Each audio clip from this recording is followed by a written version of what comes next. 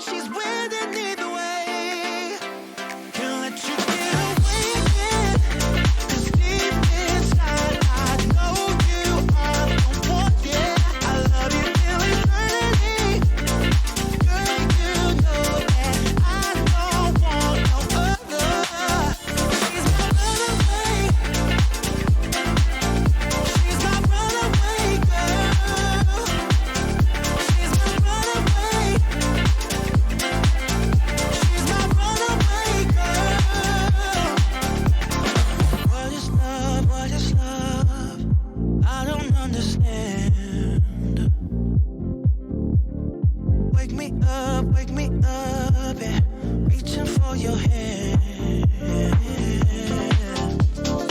Never felt something like this. Never been so close.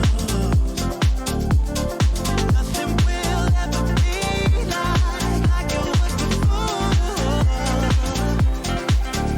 She's my runaway girl.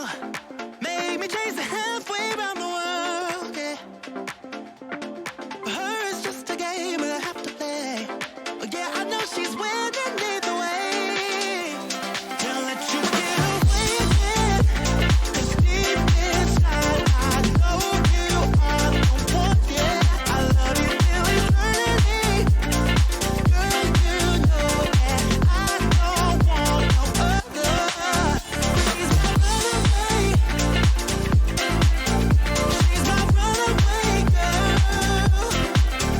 She's my runaway. She's my runaway girl. She's my runaway. She's my runaway girl. She's my runaway. Oh yeah. She's my runaway girl. She's my runaway girl.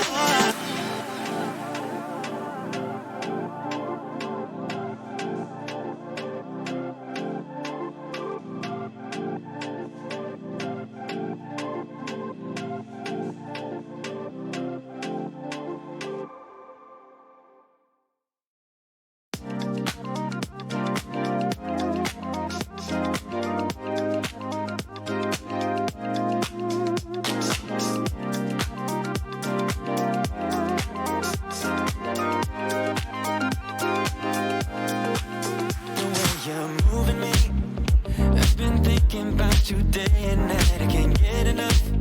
Oh, nah.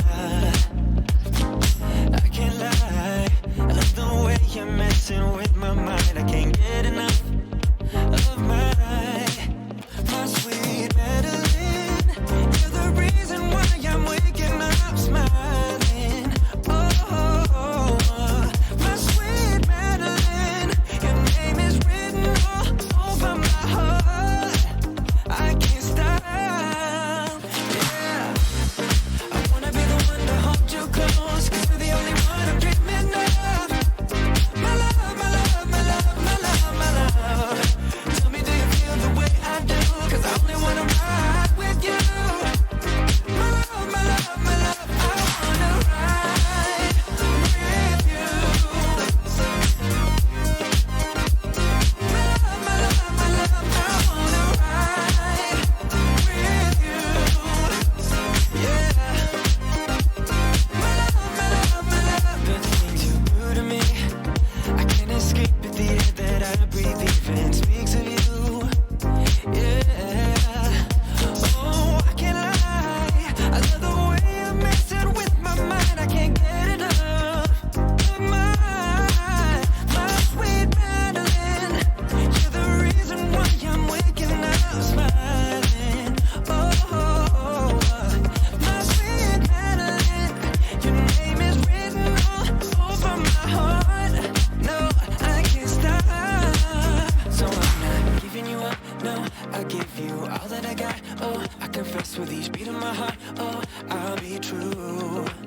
So I'm not giving you up. No, I'll give you all that I got. Oh, I confess with each beat of my heart. Oh, I promise you. Oh, I wanna be the one to hold you close, 'cause you're the only one I'm dreaming of. My love, my love, my love, my love, my love. Tell me, do you feel the way I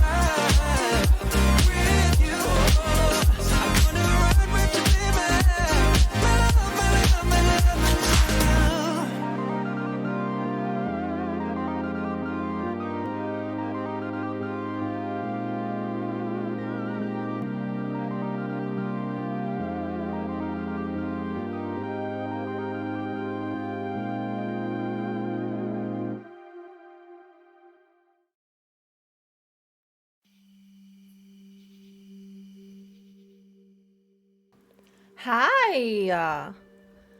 How's everybody doing? Hello. Happy Saturday. Hello. Okay. Oh, thank you, Jamie. Hello, Nikki. Hello. Let me scroll up and say hello. Let me say hello. Nadia, hello. Well, obviously Nadia's here. Chris, hello. Hi, dropping a host and lurking. Hope you're nice. Oh, thank you so much, Jeanette. I appreciate that. Thank you. Chris, Jamie, hello. Alex, hello. Nikki, hello. Silver, hello. Jess, hello. Thank you. Hi, Lily. Hello. All right, so today we are continuing cabin chats. Yes, the Christmas tree is still here. You can blame chat for that. That has nothing to do with me. So we are continuing cabin chat today, so I'm super excited. But yeah, I hope all are doing well today. I have the lovely Miss Nadiahardcandy, aka my best friend. All right. Now. This is just a reel, okay? We got 2 more streams left in Black History Month, at least on this end. I'm gonna be cussing. I'm tired. I'm over it. Okay, so we'll be doing this, okay? But yeah, I hope all of you are doing good and everybody's doing well. All right, so a little bit about Miss Nadiahardcandy. Nadia is a streamer here on the Twitch sphere. If you like cozy games like Stardew, different games like Animal Crossing and things like that, I think you will love Nadia's vibes, and you should give Nadia a follow. At which point, Nadia, okay, go follow Nadia on all the platforms. All right. Without further ado, I'm gonna bring in Nadia. Hold up. 3, 2, 1. Hold up. Make sure my Discord is connected to the right thing. Hold up. Oh my God, why are you doing this to me? Now? Hold up. I know you're here. Why isn't one to let me do the thing with you? Nani? I'm gonna hit Discord in the face. Yes, that's it. Okay, hold on. Discord's being picky and choosy. About what it wants to do. It's fine. We'll have you on this screen then. There we go. Since it wants to do that. There we go. Hello, Nadia. Hi. Hello. Thank you so much for having me. Of course. I'm excited. I'm excited nervous. too. I get stage fright. Don't even worry about it. Well, I guess I'll say a few words about myself. Basically, Lainey said it all. I like cozy vibes. I have some days where I'm energetic, some days where I'm not, but I love all things cozy. I am a pansexual bi-POC streamer. I'm on Sisters of the Fog and Rage Club with Lainey, if you didn't already know. And she's my best friend in the whole wide world, so this is going to be a fun time. Yay! So last time when I did the last episode with Chris, we kind of talked about like content creation and how to promote yourself and all that, but you do get the burnout. You get the burnout often, and I feel like not a lot of people talk about that and how burnt out that you and I both are at this very moment. Right. So I think for me, the burnout comes, I'm way too ambitious and I do too much, and I'm all about quality over anything, and sometimes the quality takes like the extra work to get through everything. Yeah. And whether that is like camera, whether that is making an overlay, whether that is just make sure you have all the gadgets and everything you need to be successful as a streamer, which is debatable, but it's just making sure that all those things are in order. Are you streaming consistently enough? Should you do a subathon? Should you do different things like that to try to promote yourself? So it gets to be a lot. So what is burnout like for you? Oh my God. Well, burnout is actually my stasis, which is kind of interesting if you think about it. So if you don't know what my stasis is, it's just how I am all the time. I feel like I'm constantly in a state of burnout, even though I don't appear to be kind of doing much. And there's a lot of different facets to why I say that. So the first one is just like my offline life, like working full time and, you know, taking care of my family and just being an adult or alive is hard enough as it is. But after that, personally, I have some learning disabilities and some things like with my health that affect my levels of energy and my ability to be consistent. So I think kind of just already starting off with a few struggles like that kind of keep you in a state of burnout, but then having those conditions and also trying your best can sometimes like inflame the imposter syndrome that you get, because when you're so tired all the time and you're exhausted and you're worn down, but you're still trying to like kind of chase your dreams, you're almost just like, who am I? Like, why am I, what do I matter? And so it all kinds of, it like builds up, and it's always definitely like something that I feel, I don't think I've ever had like a period of time where I haven't felt burnout. Even if I do like one stream a month, I'm just like, that was a lot. And I get tired really easily because of that. Especially this month, I feel like there was a lot of, let's tell people how to do things on Twitch. Like, yeah, Black History Month in particular, I felt it was a lot of, you have to try this, and don't use hashtags, don't do this, and don't do this, and it caused a lot links.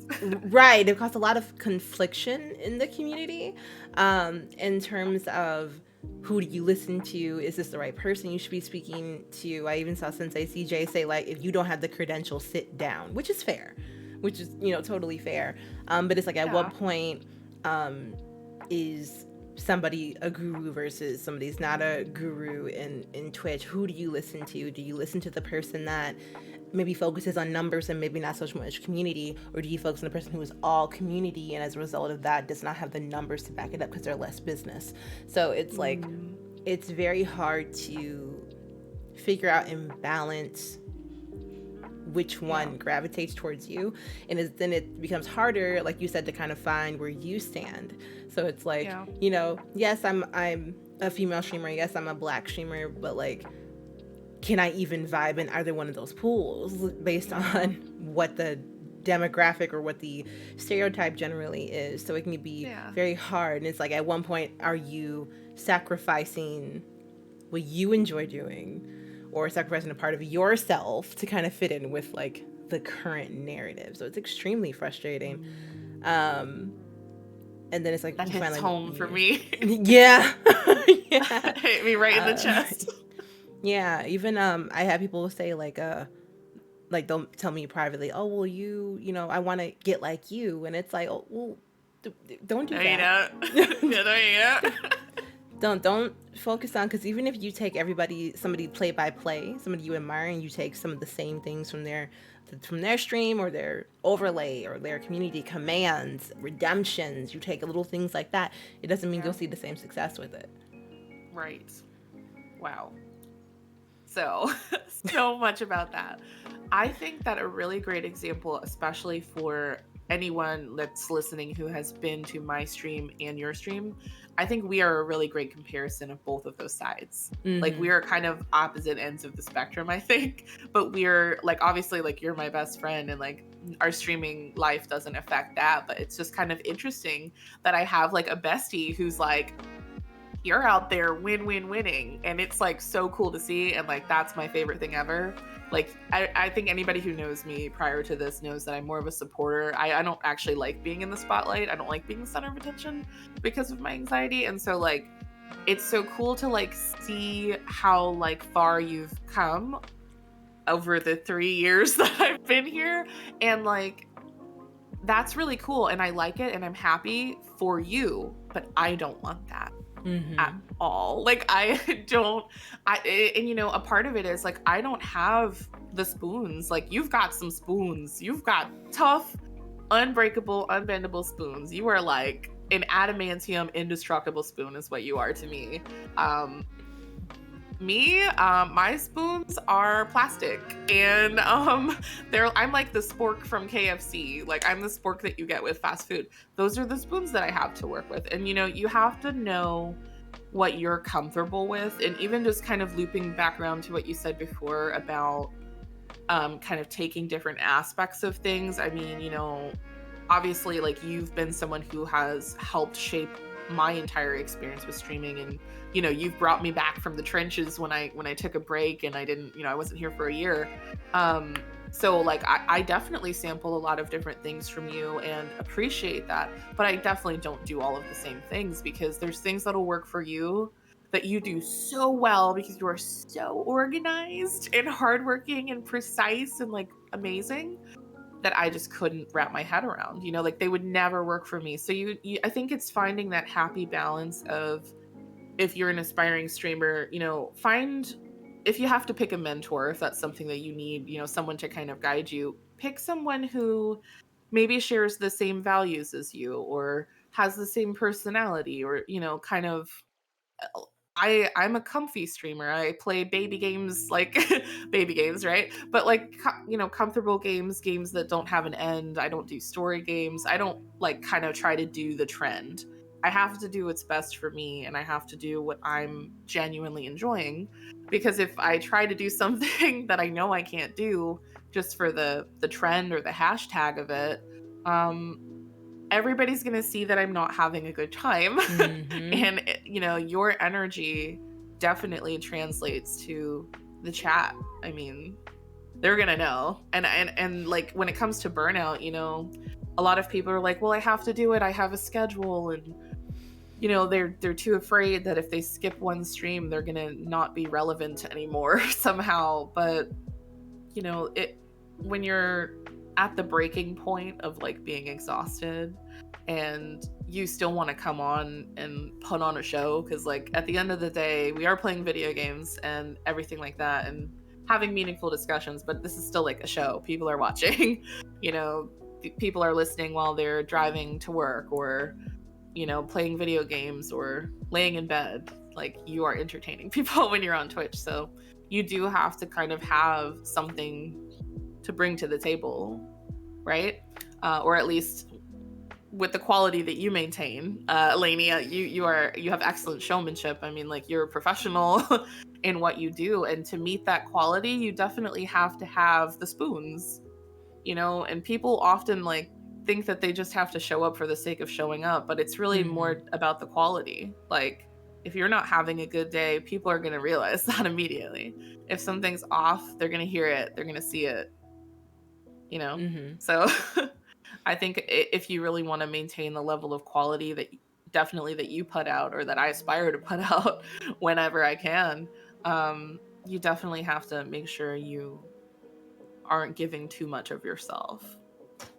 I kind of took that totally in the opposite direction. But... No, I mean, you covered a good place to start from, because I think it's really easy to look at, somebody you admire and just say, wow, like, I want to be just like that person. Like, for example, when I got into Noir, there's so many Black content creators that I was like, oh my God, like Extreme Mirror, oh my God, Betty Nix, oh my God, you know what I mean? And you start to freak out, because you're like, I'm in the same pool as them and everything. You're like, but how did I get here? And then your imposter syndrome kicks in, and it's just like, the thing about imposter syndrome, and I said this on A. Christine's Candid Chats a few weeks ago. You would not have gotten that opportunity if you weren't great. That would not have come to you if you weren't great. That they would not have accepted you in that group. You would not have gotten, like, for example, the Ubisoft stuff that came out, right? A lot of people were like freaking out, because they were like, wait a minute, what is this email? Because it didn't directly address you as a streamer. So you're like, okay, is this a scam? Like, right, is this a scam? And so I went out of my way to message Aiden, who works with Ubisoft, and I was like, hey sweetheart, is this legitimate? And they were like, absolutely. I actually sent out those emails myself. And so I was able to communicate that to Sisters of the Fog. I was able to communicate that, you know what I mean, to Noir. I was able to communicate that and say, hey, no, this is like a legitimate thing. Legit. And then it's probably like, well, they probably just went down like all of the Sisters of the Fog, or all the members of Noir, or all of Black Girl Gamers. And so what? So what if they did? You were a part of that. Your content was good enough to get you into those groups, and as a result of you becoming connected to those groups, these are the benefits that happen with that when you're associated, and there's nothing wrong with that too. And whether somebody reached out or PlayStation contacted you because you were a member of a stream team, because you were a member of a group, that's the point. The point is that when you join those stream teams, when you join those groups, when you gain those affiliates, that is what happened, was to get you that exposure. Mm-hmm. That was the entire point.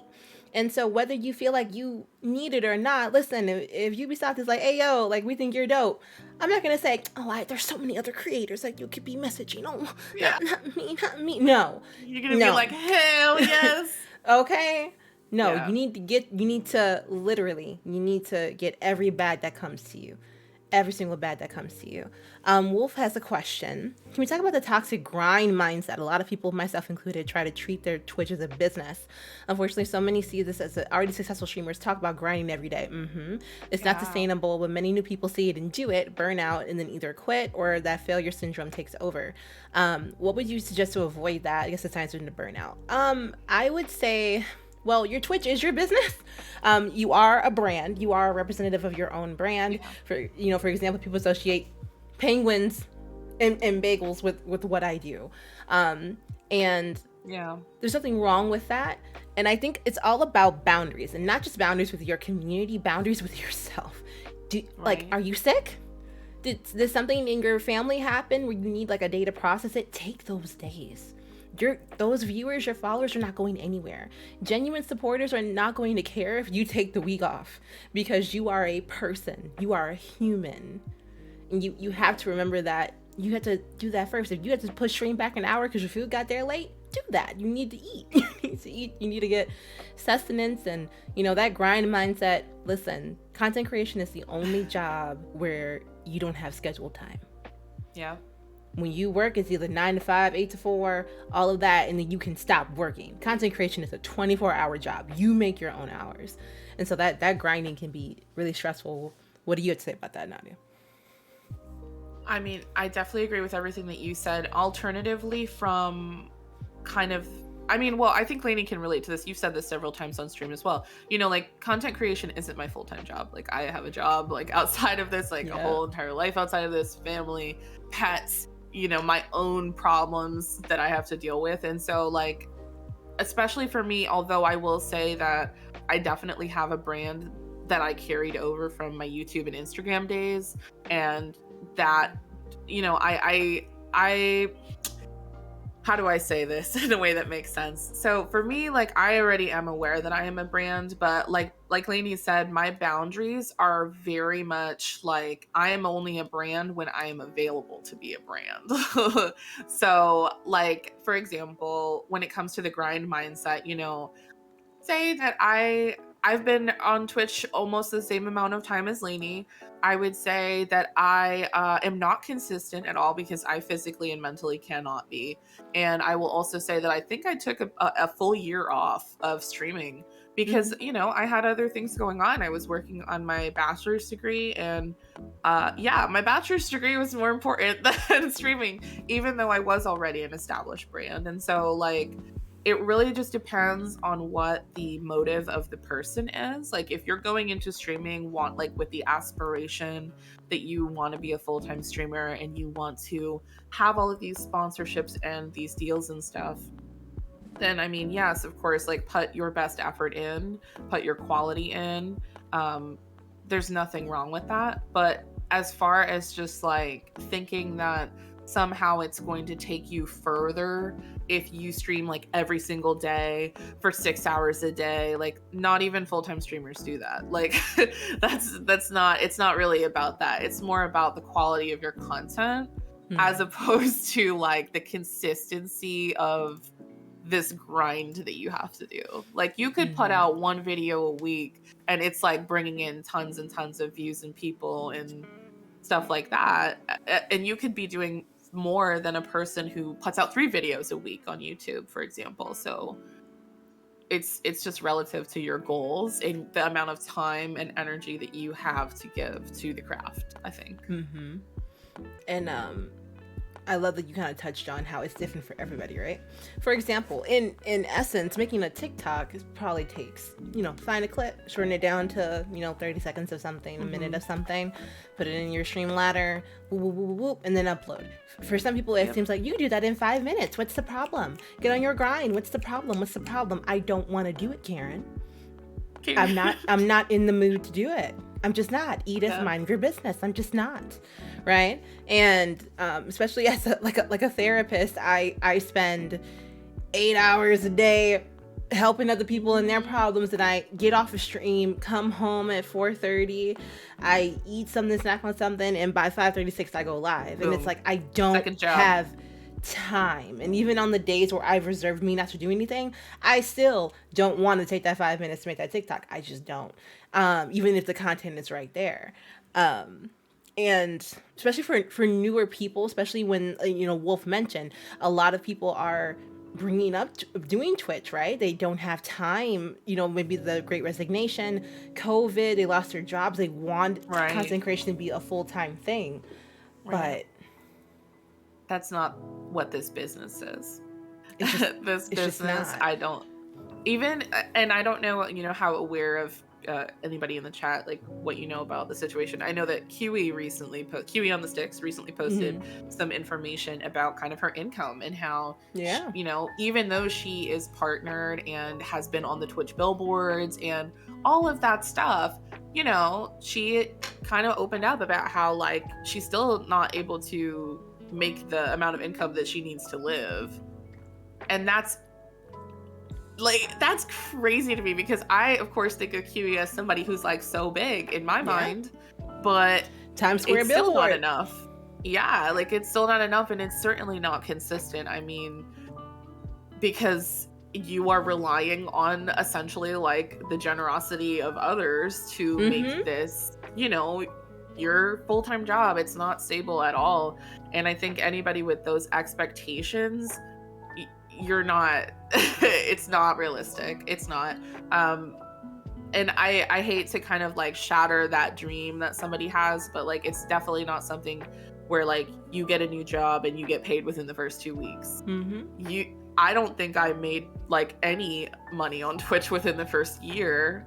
And, this is a hobby for me, so that's okay. Like, I'm not in it for money.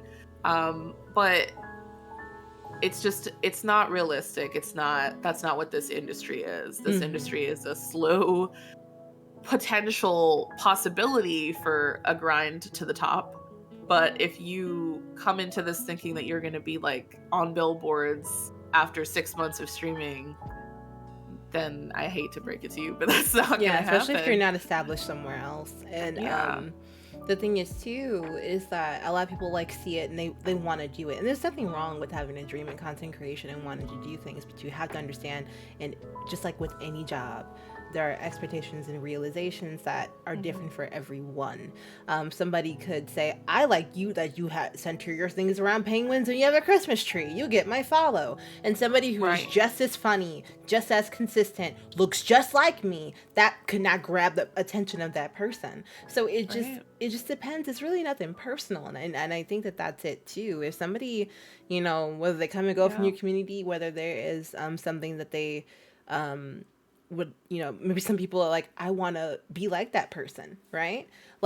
For example, when I joined Noir, my perception of X Mira is totally different from Mira, right? As I got to know Mira, and and it was like, oh my god, like I've got all these. You realize that these people are just people. Just people. Like they're just people. Now I see Mira and I bust up in the Noir voice. What y'all doing? Exactly. It's more, it's more amicable. It lessens that pressure, and I would just say that if you are going to make a career out of it, understand the burnout's going to happen very quickly, especially when you're not seeing the results you think you should be seeing. It doesn't matter if you have the best font for your captions. It doesn't matter if you are posting on TikTok 3 times a day. It doesn't matter. Sometimes it just doesn't hit. Sometimes it just doesn't grab. And that's okay. It's not just you. It's not just you. And Brie, I saw your comment. that she was absolutely elated that Sisters gave you the tools to get you that type of exposure. Of course, yeah. And especially as the event manager, that's why I push so much. When we were first doing events, with Sisters of the Fog, I was very much like, okay, me and Mimi kind of were like, in the front and did whatever, but now we are pulling back and trying to get more sisters out that are not just the staff. Trying to push more folks out, and I was so happy that we were able to get Valkyrie out there for the hosting, because that was great for Valkyrie. That was great for everybody who was playing, to be able to get that exposure in different ways. Yeah, and I mean, even my experience since I've been on Sisters of the Fog has been, being able to host the Goodbye Stranger Things event with Frenchie. Hello, brain. But yeah, that was something that I never thought that I would, do. So it's been really cool just to have the opportunity to do these things, and then all of the sponsorships that we've done since then.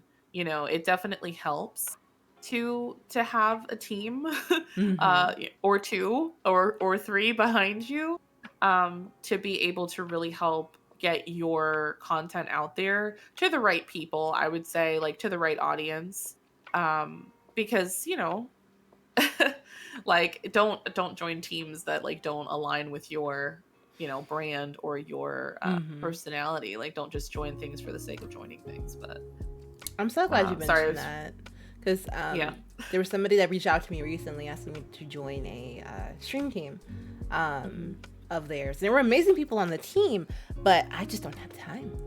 And I'm barely floating in Rage Club.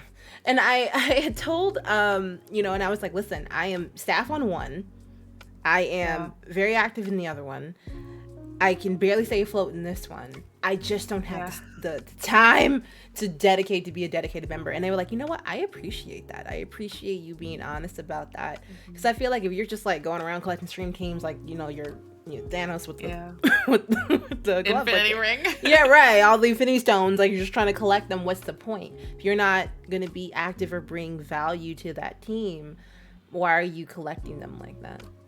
At some point, you're going to expend yourself too soon. So. Yeah, that actually happened when I was like Luke. I was a mentor for Rage Club, and then when I joined Sisters of the Fog, I was like, I need to really like focus on this really quick.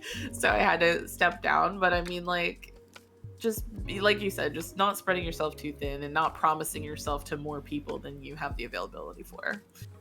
Exactly. Wolf said, as someone who is/was an hourly worker, I tell you that I tell people that Twitch is like working on a job that will cut hours on you. Oh yeah. For no reasons. I also tell people this: regardless of being partnered, you still need to market yourself, have things other than yourself to sell. Like Baru, he makes money. It ain't buying yachts, but you're buying his pandas. Exactly. Right. Merch is important. Exactly. And that's why I think for me as a content creator, that's why I focus so much on community and like building the community. If my fancy room goes down tomorrow, if everything goes whatever, what impact did I leave on this platform with people who came to my stream, and to know that so many people like their time in my community and have met people they have dated through my community. So that for me, that's pretty much it. If partnership comes, it comes, but that was pretty much it for me. But you've just always been so, I have to compliment you, because you've always been so like genuine, and this place is like a home. Like, this isn't just like a Twitch channel where you play games, and not bashing anybody, but I'm just saying, like, you've got something special here. You've got you. And I think that is something that a lot of people maybe need a reminder about. So like, if you've never seen my streams, this is what I do. I pep talk people and we cry, because you have given people a home here, and it's a home that they didn't have. Like, it was something that was very much needed for a lot of people, regardless of the content that you make. Like, whatever games you play, you can go from Final Fantasy to Animal Crossing to it's about you.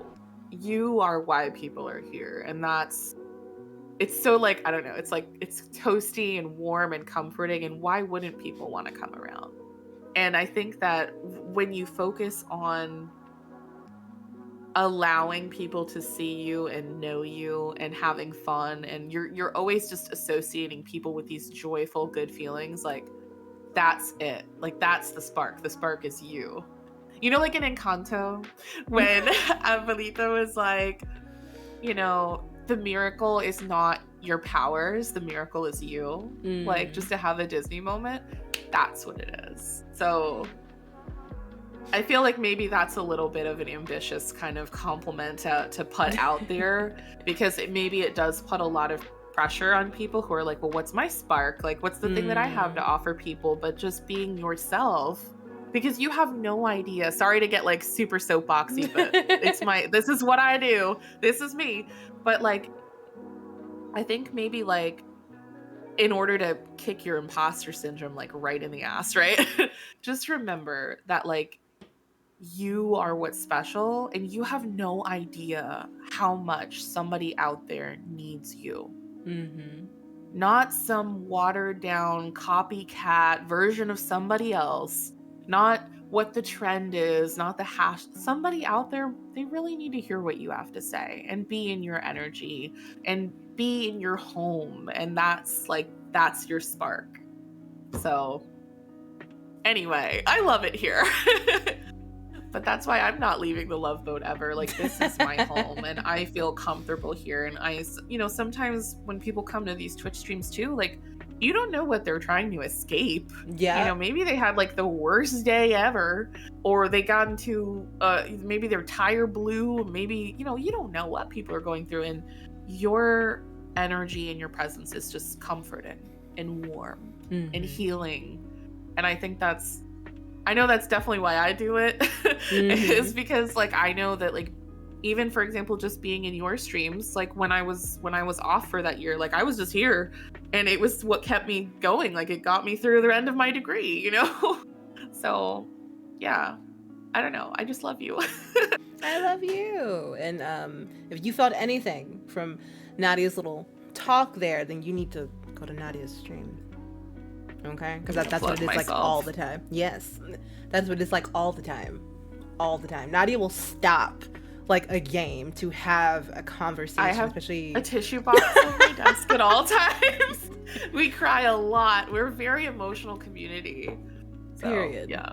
Period. And Nadia definitely, she goes out of her way to talk about the issues that a lot of streamers don't want to talk about. Like, Nadia has a vulnerable quality about her that you really don't find a lot of streamers have the time and capacity for, which makes it very comforting. Like, I remember, you know, just a few weeks ago, you had like that really vulnerable moment, and you couldn't even look at chat because you were just talking about that section of your life, and, you know, just how much your community meant to you and how it brought you out of that space. And I think that more people need places like that. So I appreciate you on the platform for being able to do that continuously and genuinely. So we appreciate you. We do. Thank you. Thank you so much. You're welcome. Yes, Eddie Mac, can't take everything because everything isn't it for everyone, period. Jamie, thank you. Wolf, it's another question. You both brought up opportunities, i.e. Ubisoft. Both of you brought up the fear of it being a scam. If you didn't have someone who worked there, how do you go about investigating the legitimacy of that email/DM? Have either of you been scammed in such a way? If so, how do you overcome it? I mean, I've never been scammed because I do my research. But I have heard of other streamers, like maybe they're like, oh, we need like your Steam code in order to send you a game or something like that. Disguising themselves as like an indie game company, and that can kind of go south. Whenever I receive an email about any opportunity from anyone, if you don't have a website, I don't even engage. There's no like signature with like multiple like social media accounts. Like, that's really sketchy. You know, since the fog has gotten has been reached out. Oh, we have like this square foot building that houses like games, or we're up and coming, we would love to feature you, and it's like the website wasn't even developed. So it was like, we're not gonna put ourselves in the hands of, you know, individuals where it looks a little weird. But if, for example, I didn't have Aiden, I would try to contact Ubisoft myself, or like a contact at Ubisoft or something, and just be like, hey, is this legitimate? Because when I saw it and I went to Twitter to go see if other people had the same thing, nobody confirmed anything. It was just very much like, I got this weird email. I don't know if anybody, you know, got the same email. Everybody was like really wishy-washy. And so then I saw that Aiden worked under Ubisoft and actually followed me. So I followed Aiden back and I was like, hi. Just want to know, and to able to get that confirmation from Aiden. That was good clarification. So always do your research, ask questions, talk to fellow streamers. So I feel like the biggest problem you can do, especially when you're BIPOC or part of the Rainbow Brigade, is not talking about who is coming to you with an opportunity, because people can give you feedback. I will say, well-known secret, if you didn't already know this, Lainey is my source of all information. I don't read. I don't pay attention to anything. It's really just, I trust, you know, I don't know how you guys have your community set up or who you network with, but Lainey just happens to be my very best friend, and I literally roll up in her DMs and I'm like, especially because I guess, like, for me and Lainey, like, apart from the fact that, like, she's my homie, like, we are on the same Twitch teams, and so, you know, we can talk about things like this because we have to or whatever. And also she's staff, so there's a lot of different reasons why I can roll up in Lainey's DMs, but the most important one is that she gave me permission to. Thank you. Consent. But I kind of just always kind of go to her, one, because she's like way ahead and always knows what's going on, but two, we are given the same opportunities, so like sometimes, you know, they overlap when we're on the same team. So that's why I was like, Ubisoft, like, what is this about and why am I getting an email? Because obviously with imposter syndrome, even though we are on the same teams and you remind me constantly that I'm not a piece of garbage, I never expect, you know, and that's a great, you know, thing that Wolfie asked, because I never expect to get these things. So when I do get them, I'm like, is this legit, Lainey? Like, what is this? You know, why are they? But like I agree with what everybody said. Like, and also, and this is going to be funny for saying here, I work in cybersecurity, so I'm a little bit more keen on things like fake emails and phishing scams and like all of these things. So just doing your research and making sure that you're working with someone established. Not to say that you would overlook smaller brands who are reaching out to you, but, you know, just kind of talk to someone trusted that you know. I'm glad you mentioned that one, because here's the tea, and I'm just gonna tell you like it is. The smaller companies are more likely to pay you quicker than the larger ones are. If you've never had a sponsored stream or anything where product was given to you, there are net payments. So there's like net 30, net 45, net 60, 90. Where after that amount of days is when you get paid. So somebody can have a big promotion and may not get paid for it for 2-3 months. I have partnered friends here on this platform that still have not been paid months later by very large corporations. And you know they have that money in there. They not paying us though. So, you know, when you see these big promotions, promote, you know, like support, like, retweet, do that for those streamers, because, you know, they're just trying to get this bag. But understand that just because somebody gets these big promotions, that they may have not been paid for it yet. So make sure you give your streamers all the love, you know, not monetarily, because that's never a requirement, but, you know, show them some support. You know, a retweet is free, a like is free, you know, things like that to help them out. And like Chris said, if a company can't invest in a website, they probably won't even be a good sponsor, even if it's not a scam. Period. Yeah. Speaking of scams, so Black History Month is coming to an end, and and both you and I were reached out to by Twitch to be part of their Black Brilliance for the month of February, along with basically 1,300 creators. Twitch, what was you doing? Yeah, about that. What was you doing? I think that Twitch tried in a very interesting way. That's all I've got, because it was definitely an attempt. It was an attempt. It was attempted, and it did happen for sure. Yes. That's it. What was your experience like? Like in your own words, from your own perspective, what was your experience like? And then I'll say mine, because I know we have two completely like different. Yes. ones. So as somebody who I would consider myself a mid-sized creator. So I'm not partnered yet, but I'm basically 75-80% there. And you're like a sport SUV. Right. And I I was just very disappointed in the lack of individuals that I saw that maybe are struggling under 10 viewers that were invited to be a part of that and were not featured, at least in the shelf, a lot more. Yeah. I kept seeing a lot of creators similar to my size. I gained maybe 200 followers this month.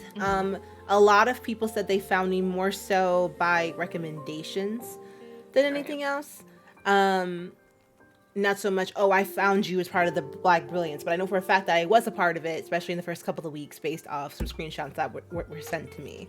Right. I just think that there was no article with the listing of the 1,300 people. There was nothing on Twitch's end, because somebody went out of their way to actually make that. Right.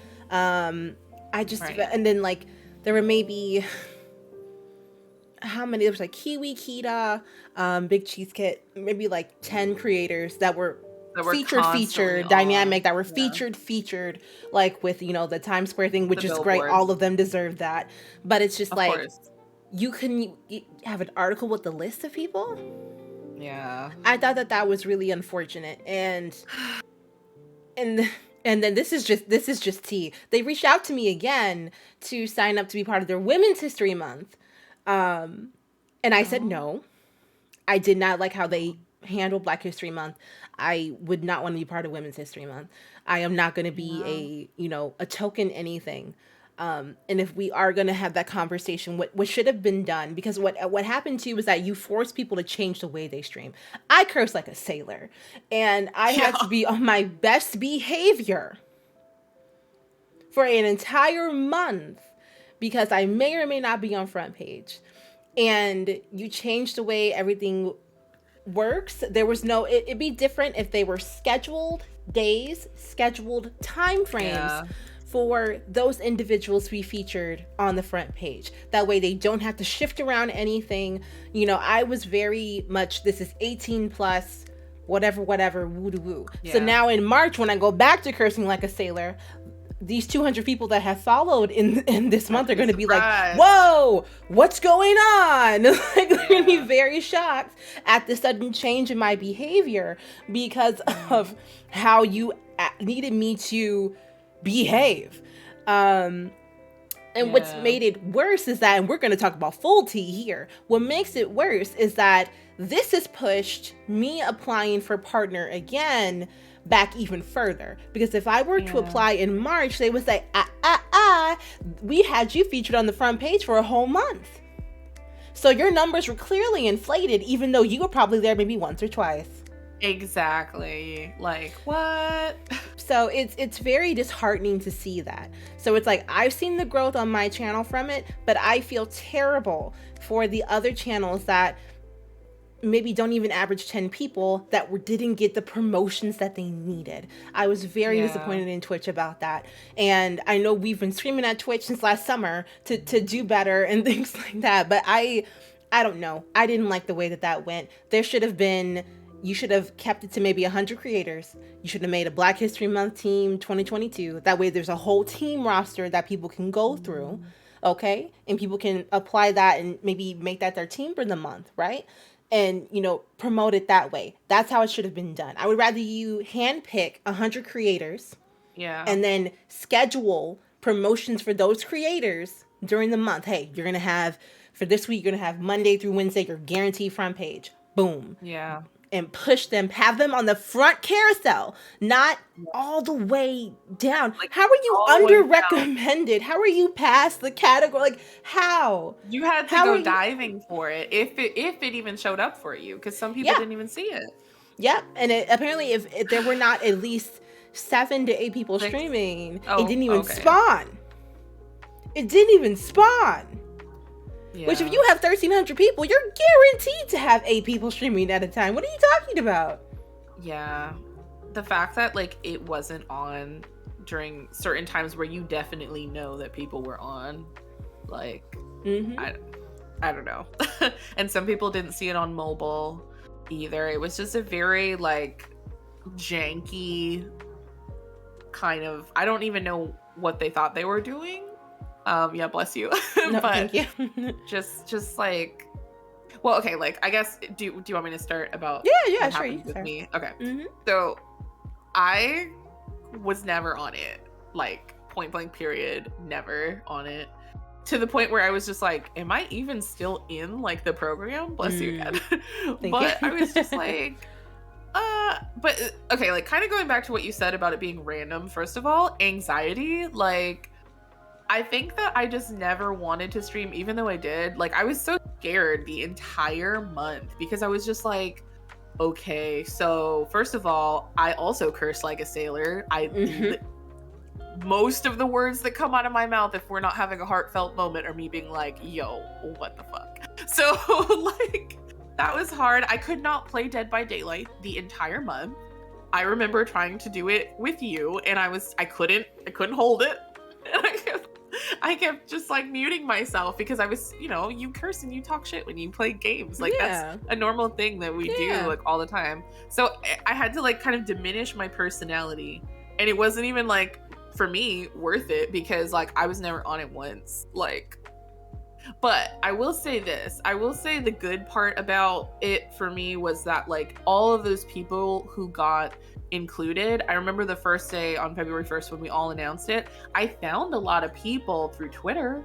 I found a lot of people through their posts celebrating being on it, but I didn't find those people on the front page. Like that's really kind of all I can say about it, is that I definitely saw like the same people on there. And obviously like I'm totally jazzed and happy, first of all, that you were on it. That was legendary. That was a golden moment. Obviously, hell yes, good positive thing still. But I definitely only saw like those handful of creators that you were mentioning that got rotated on. Then of course like the ones that were on the official campaign, of course, and I love all of them. So this is great. But I definitely think that what was the point of including all of these other creators if we weren't actually going to include them on the event? So and like you said, like the bare minimum I think that they could have done would have been to have a roster, because I mean you're sending these emails out like you got us enrolled in the program, you know who we are. How hard is that to translate over to like the Black History Month page? Like come on, with everybody's links. So at least you could say that you were there. But it was, I think it was just a lot of people got like way more hype about it than they realized. And I think maybe I was one of those people, though.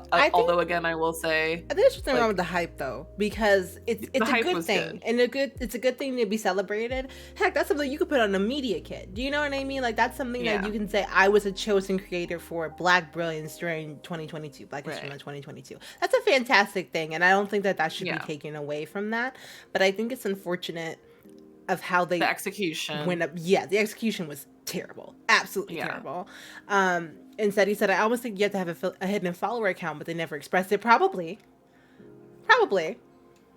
Yeah, which is unfortunate. I mean, like that's. I definitely am still honored to have been invited. Like that's it's still like a huge thing. This was like the biggest Twitch thing that I've ever been a part of. Like it's still an honor to have been selected, and I'm very happy for the people who did see growth from it. Like that is perfect and excellent.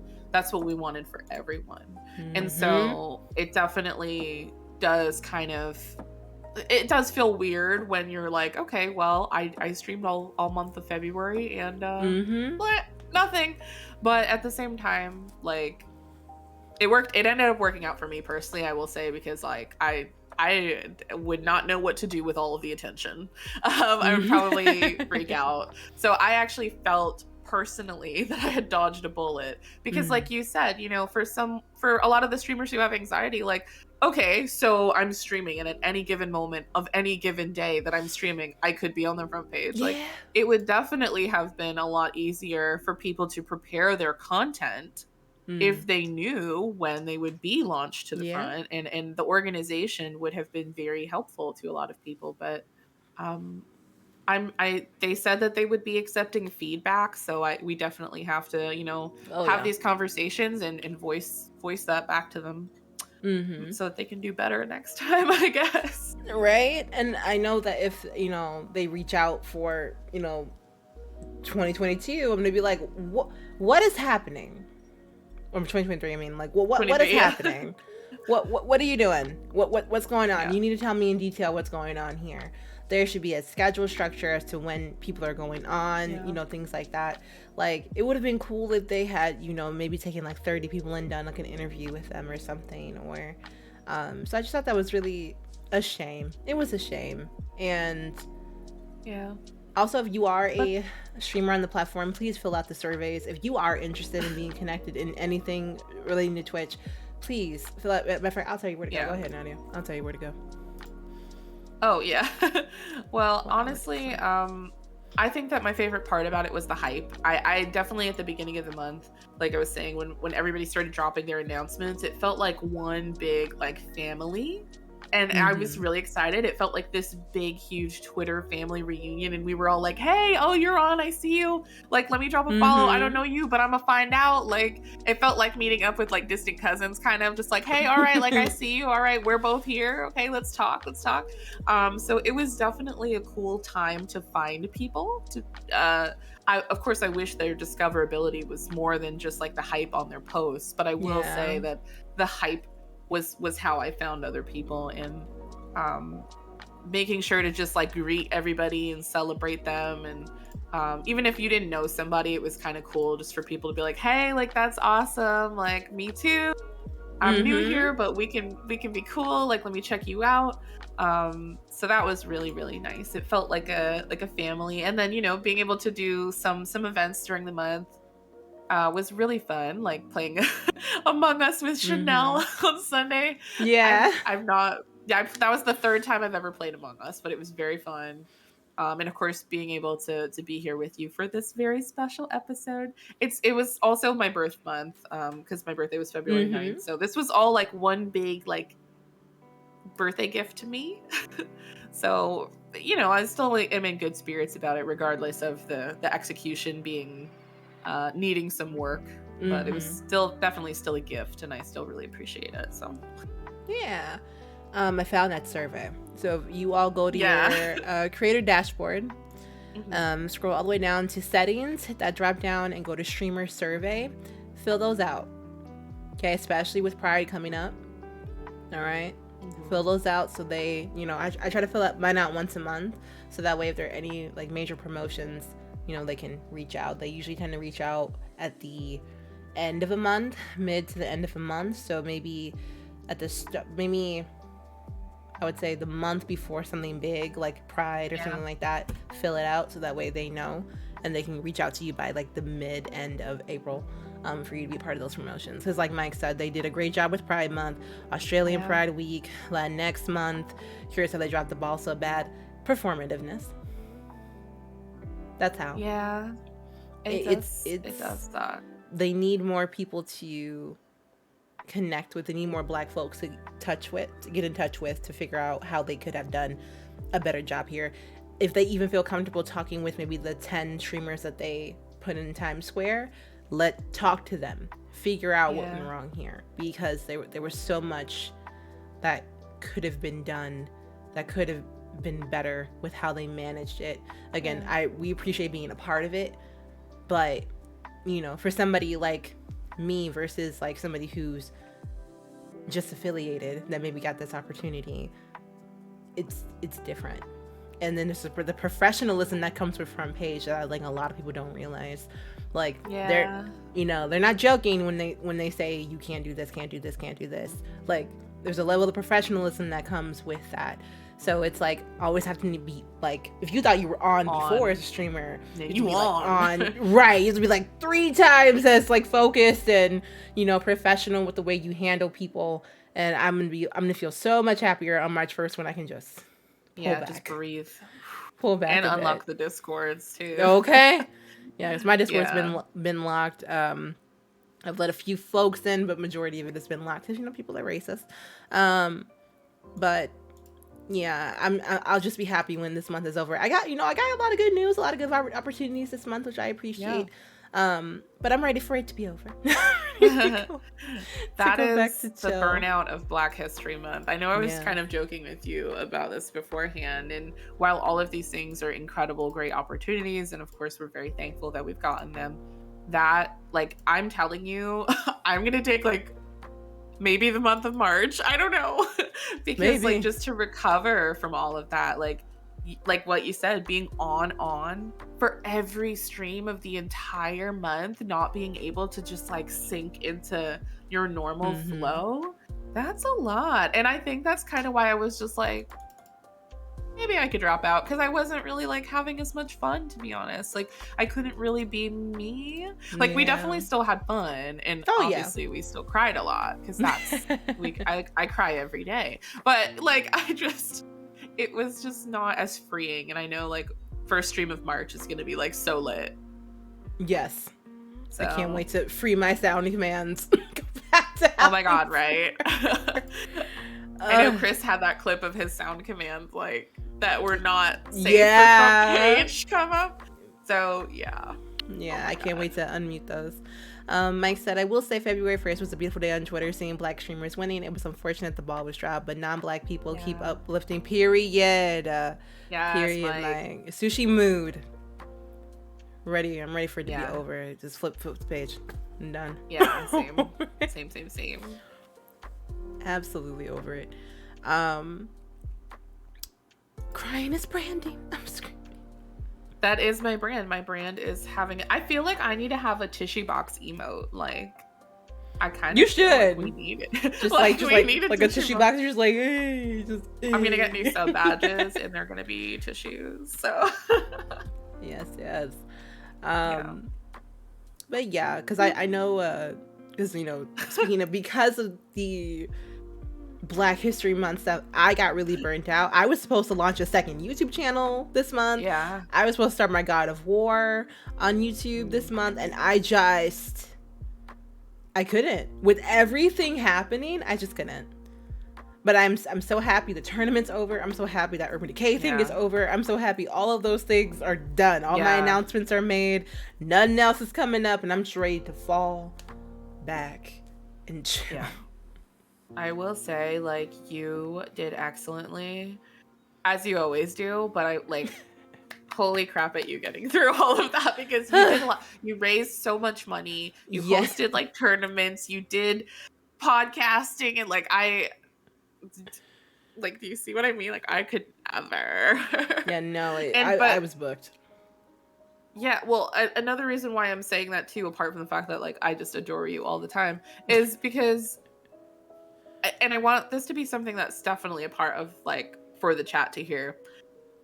When I say things like that to Lainey, and, like, Lainey's my best friend, right? So she knows I'm not saying it in any kind of, like, a patronizing kind of way, right? I think this is something that maybe we really need to touch on for burnout and for just comparing yourself to other people and imposter syndrome. I know that I have absolutely nothing to do with the brand that Lainey is. I know that I am a person that is separate from that. I am a mod, and that is my purpose here in the Love Boat. I am not gonna try to have spoons like Lainey, right? I'm gonna have spoons like Nadiahardcandy. Like, I'm gonna do my thing. And I think that you need to be confident in that, especially with your streamer friends, because there can be those little unexpected aggressions or jealousies or things that people have against each other, because we're comparing apples to oranges. We're not comparing, we're vastly different people, and we have vastly different content, and it's never expected. You're not going to see what you see in Lainey's stream and my stream. And as long as you can accept that for yourself and be comfortable and confident in what you bring to the table on your channel, in your space, you can be friends with anyone.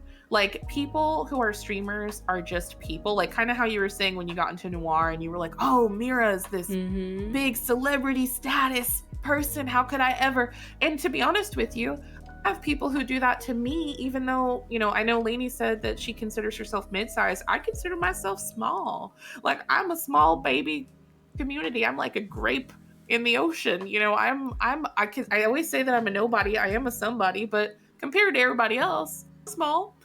And I'm cool with that. Like, we're a small group. Small is all I can handle. And I don't want to chase, you know, the dream of what Lainey is doing. That's her beautiful creation that I am happy to watch grow and thrive and support. And you need to go into all of your streaming relationships as genuinely as that. Don't come up to somebody because you think you can get that clout or that opportunity or whatever. Like, just treat people like people, and amazing things will happen to you if you just be yourself, accept your own limits, trust your content, put in your quality. And, you know, you never, I never thought that I would be friends with like a super famous streamer like Lainey. Like, she's famous to me. Like, I love that. That's you're my celebrity friend. Like, I love that. Has nothing to do with me. Like, it's not for any other reason other than the fact that, like, she loves me and I love her, that we are like best buds. But, you know, I could quit streaming and she'd still be my best friend. And you've got to go into those, you don't just network, okay? Like, treat people like people. And, you know, maybe your opportunities will open up as long as you're genuine and you have a good heart, you know, a good head on your shoulders, and you understand that you shouldn't be comparing yourself to anyone other than you. I think that you'll be okay. I 1000% agree, and I have had people that have been part of my community that have reached out to me and said, you know, like, I want to get started streaming. What do I do? What do I need? What do I do? And I'm like, well, what do you want to do? That's always my first question. What do you want to do? I didn't ask nobody to have penguins as my mascot. I didn't tell nobody, you know, like, oh, what do you think about the Bagel Squad? What do you think about the Love Boat? I just did it. I just did it. That you run that. Now, if you have questions about, like, oh, like, what captions do you use? What chat box do you use? Things like that. Oh, sure. Like, we got captions for that. We have commands for that. You know, we don't gatekeep around here. But understand, exactly, Sushi. What do you want to do? What do you want to do? Who do you want to reach? What is your goal? My goal has been met. My goal with streaming, I had been around so many terrible streamers and their communities, and they didn't even care about their community. They didn't even care. They cared about, you're watching that person over me, even though I introduced you to them. Why did you cancel your sub? I had people whispering me, why did you unfollow me? And I'm like, bro, this is why. You know, and it's like my goal was to make a community where it can feel like home, where everybody's accepted, you know, and everything like that. I reached my goal already. That's why I'm not grinding for partner. If partner comes, it comes. If it doesn't come, it doesn't come. Because guess what? I work 8 to 4. I have a salary. My bills are paid. I'm gonna be okay. Yep. All right. I stream here maybe 3 to 4 times a week, you know. And then if I don't feel like it, I don't. And that's how I'm able to keep those boundaries. That's how I'm able to keep streaming. Because so many of my peers, when I first started, have left. They have left. They have burned out. And there's been an influx of people since COVID has happened, which is also great. But it's not for everyone. It's not. So you said, if your goal is to sit in front of a camera and stream while not looking at chat, thank you. Thank you. Like, I had like a mini, like, I was really upset with myself because somebody had redeemed emote only when I started a DVD game, and I forgot it was on until I died. And there was like just 20 minutes where people could not interact with my chat, and that bummed me out because I'm all about interaction. I'm all about interaction. I'm about, you know, keeping up with my chat, talking in my chat, making jokes with my chat. Wolf said, as a streamer, the only thing I will say is this: the only good thing about Elgato was the stream deck. Everything else is overpriced and lackluster. It's okay, microphone. He didn't hear you. It's okay. Oh yeah, I'm using an Elgato mic too. We both have the same mic. You're my baby. It's okay. I do definitely have something to say about that, if I might interject. Go for it. What Sushi said, 100%, and I can confidently say that I know both Lainey and I are chat-focused streamers. Like, we are literally here to talk and interact with you. Otherwise, what's the freaking point? Like, what is the point? So, you know, and going back to like quality and stuff, I know for me, like, I have my own sort of disabilities that I'm working through right now. And so just knowing, like I said, your limit on that, because I want to make sure that, you know, I'm a smaller community. I want to make sure that I have that ability to interact with you. You know, you're coming and spending your time with me and like hanging out with me. If you weren't doing that, I'd probably be just like sitting here alone. Like, you are giving me something in return, and to be able to, you know, read chat and interact with you guys is going to be so much more important than playing any game. Like, who cares about the game? Like, I'm here to hang out with my friends, and that's kind of the spirit of like me feeling like I personally, with the things, like, because I have issues reading, for those of you who don't know, like, it's definitely harder than it looks. Like Sadie said, like, you know, the lights, the mic, the settings, the buttons to push, the game to play, the chat to read. I don't have the ability to do more than one thing at a time. So when it comes to like being able to have those really good quality conversations with people, like we strive to do whenever I stream, you know, maybe it means that we're going to have a really good stream once a week. Maybe I can only really give you that attention and the effort that you deserve as chatters and, you know, the community like that. Maybe I can only really truly connect with you guys on one day out of the week. Maybe that's my limit, where Lainey could come on 3 days a week, and then also do Subby Sunday and events and stuff. Like, you know, it's not about what Lainey can do. That's what she's doing. It's about what I can do. It's about what you can do to make sure that you're maintaining the quality that you want. Because, like, I mean, yeah, I want to talk to people. Like, that's why I'm on Twitch. I want to talk to people and make friends and, like, have fun moments, but not to just, like, be a fixture of, like, I would feel so creepy if I was just, like, I don't know, playing a game and not talking to anybody. I'd be like, I'm just sitting here in a room with a camera pointed at me, and it's so like, it's like kind of cringe. It's like, who do you, I don't know. But like you guys said, it's not that easy, and it's definitely about connecting with other people. I think is the most important thing. Yeah. Stream issues. Yeah. Chris said, I appreciate that you both see viewers as people and not numbers. It makes me feel awkward when people talk about numbers a lot in their stream. Yeah, no, I keep that out of it as much as possible. And because it's like, that's not why I stream. You know, if you want to sub to me, that's cool. Take some cute emotes. You know, it's okay. But like I said, whenever we raid, if you're not a sub, that's a-okay. Here's the thing you use instead. And, you know, I think it should always be optional. You know, the value of my community is not dictated by how much money I receive. Right. It's just not. It's just not. And that's why whenever I receive things like the Epic partnership, Ubisoft, any kind of thing like that, I'm always like, this is because of you all. Yeah. I can sit here, turn my camera on. If nobody is here to engage with me, I'm just sitting here with a camera, right? My personality, my jokes, my sound commands, all of that doesn't matter. There is a community behind everything. Everything. And I think my biggest fear is not being able to keep up with my chat, or being so successful to a point where I can't keep up with my chat. It's too fast. That will hurt me. That would hurt me to the core. If I miss somebody's follow because I was in the middle of running with a bubba, if I did this or whatever, I feel terrible. You know, even when, you know, Ots raids me, I will go back and read every single name, because you're doing you know, and that's why I tell people, how do I pronounce your name? Oh wait, you can just, it doesn't matter, call me whatever you want. No, it matters. It does matter. You're taking the time to come to my community. I have to, bare minimum, you gave me a follow. How do I say your name? That you deserve respect as a viewer. You deserve respect as a viewer. Like, what like, I don't get it. Nikki, I'm gonna call you out. Nikki messaged me and let me know, like, hey, I won't be able to, like, boost, like, the Discord. And I was like, what does that got to do with me? Yeah. That doesn't matter. None of that matters. I can boost my own. I appreciate it.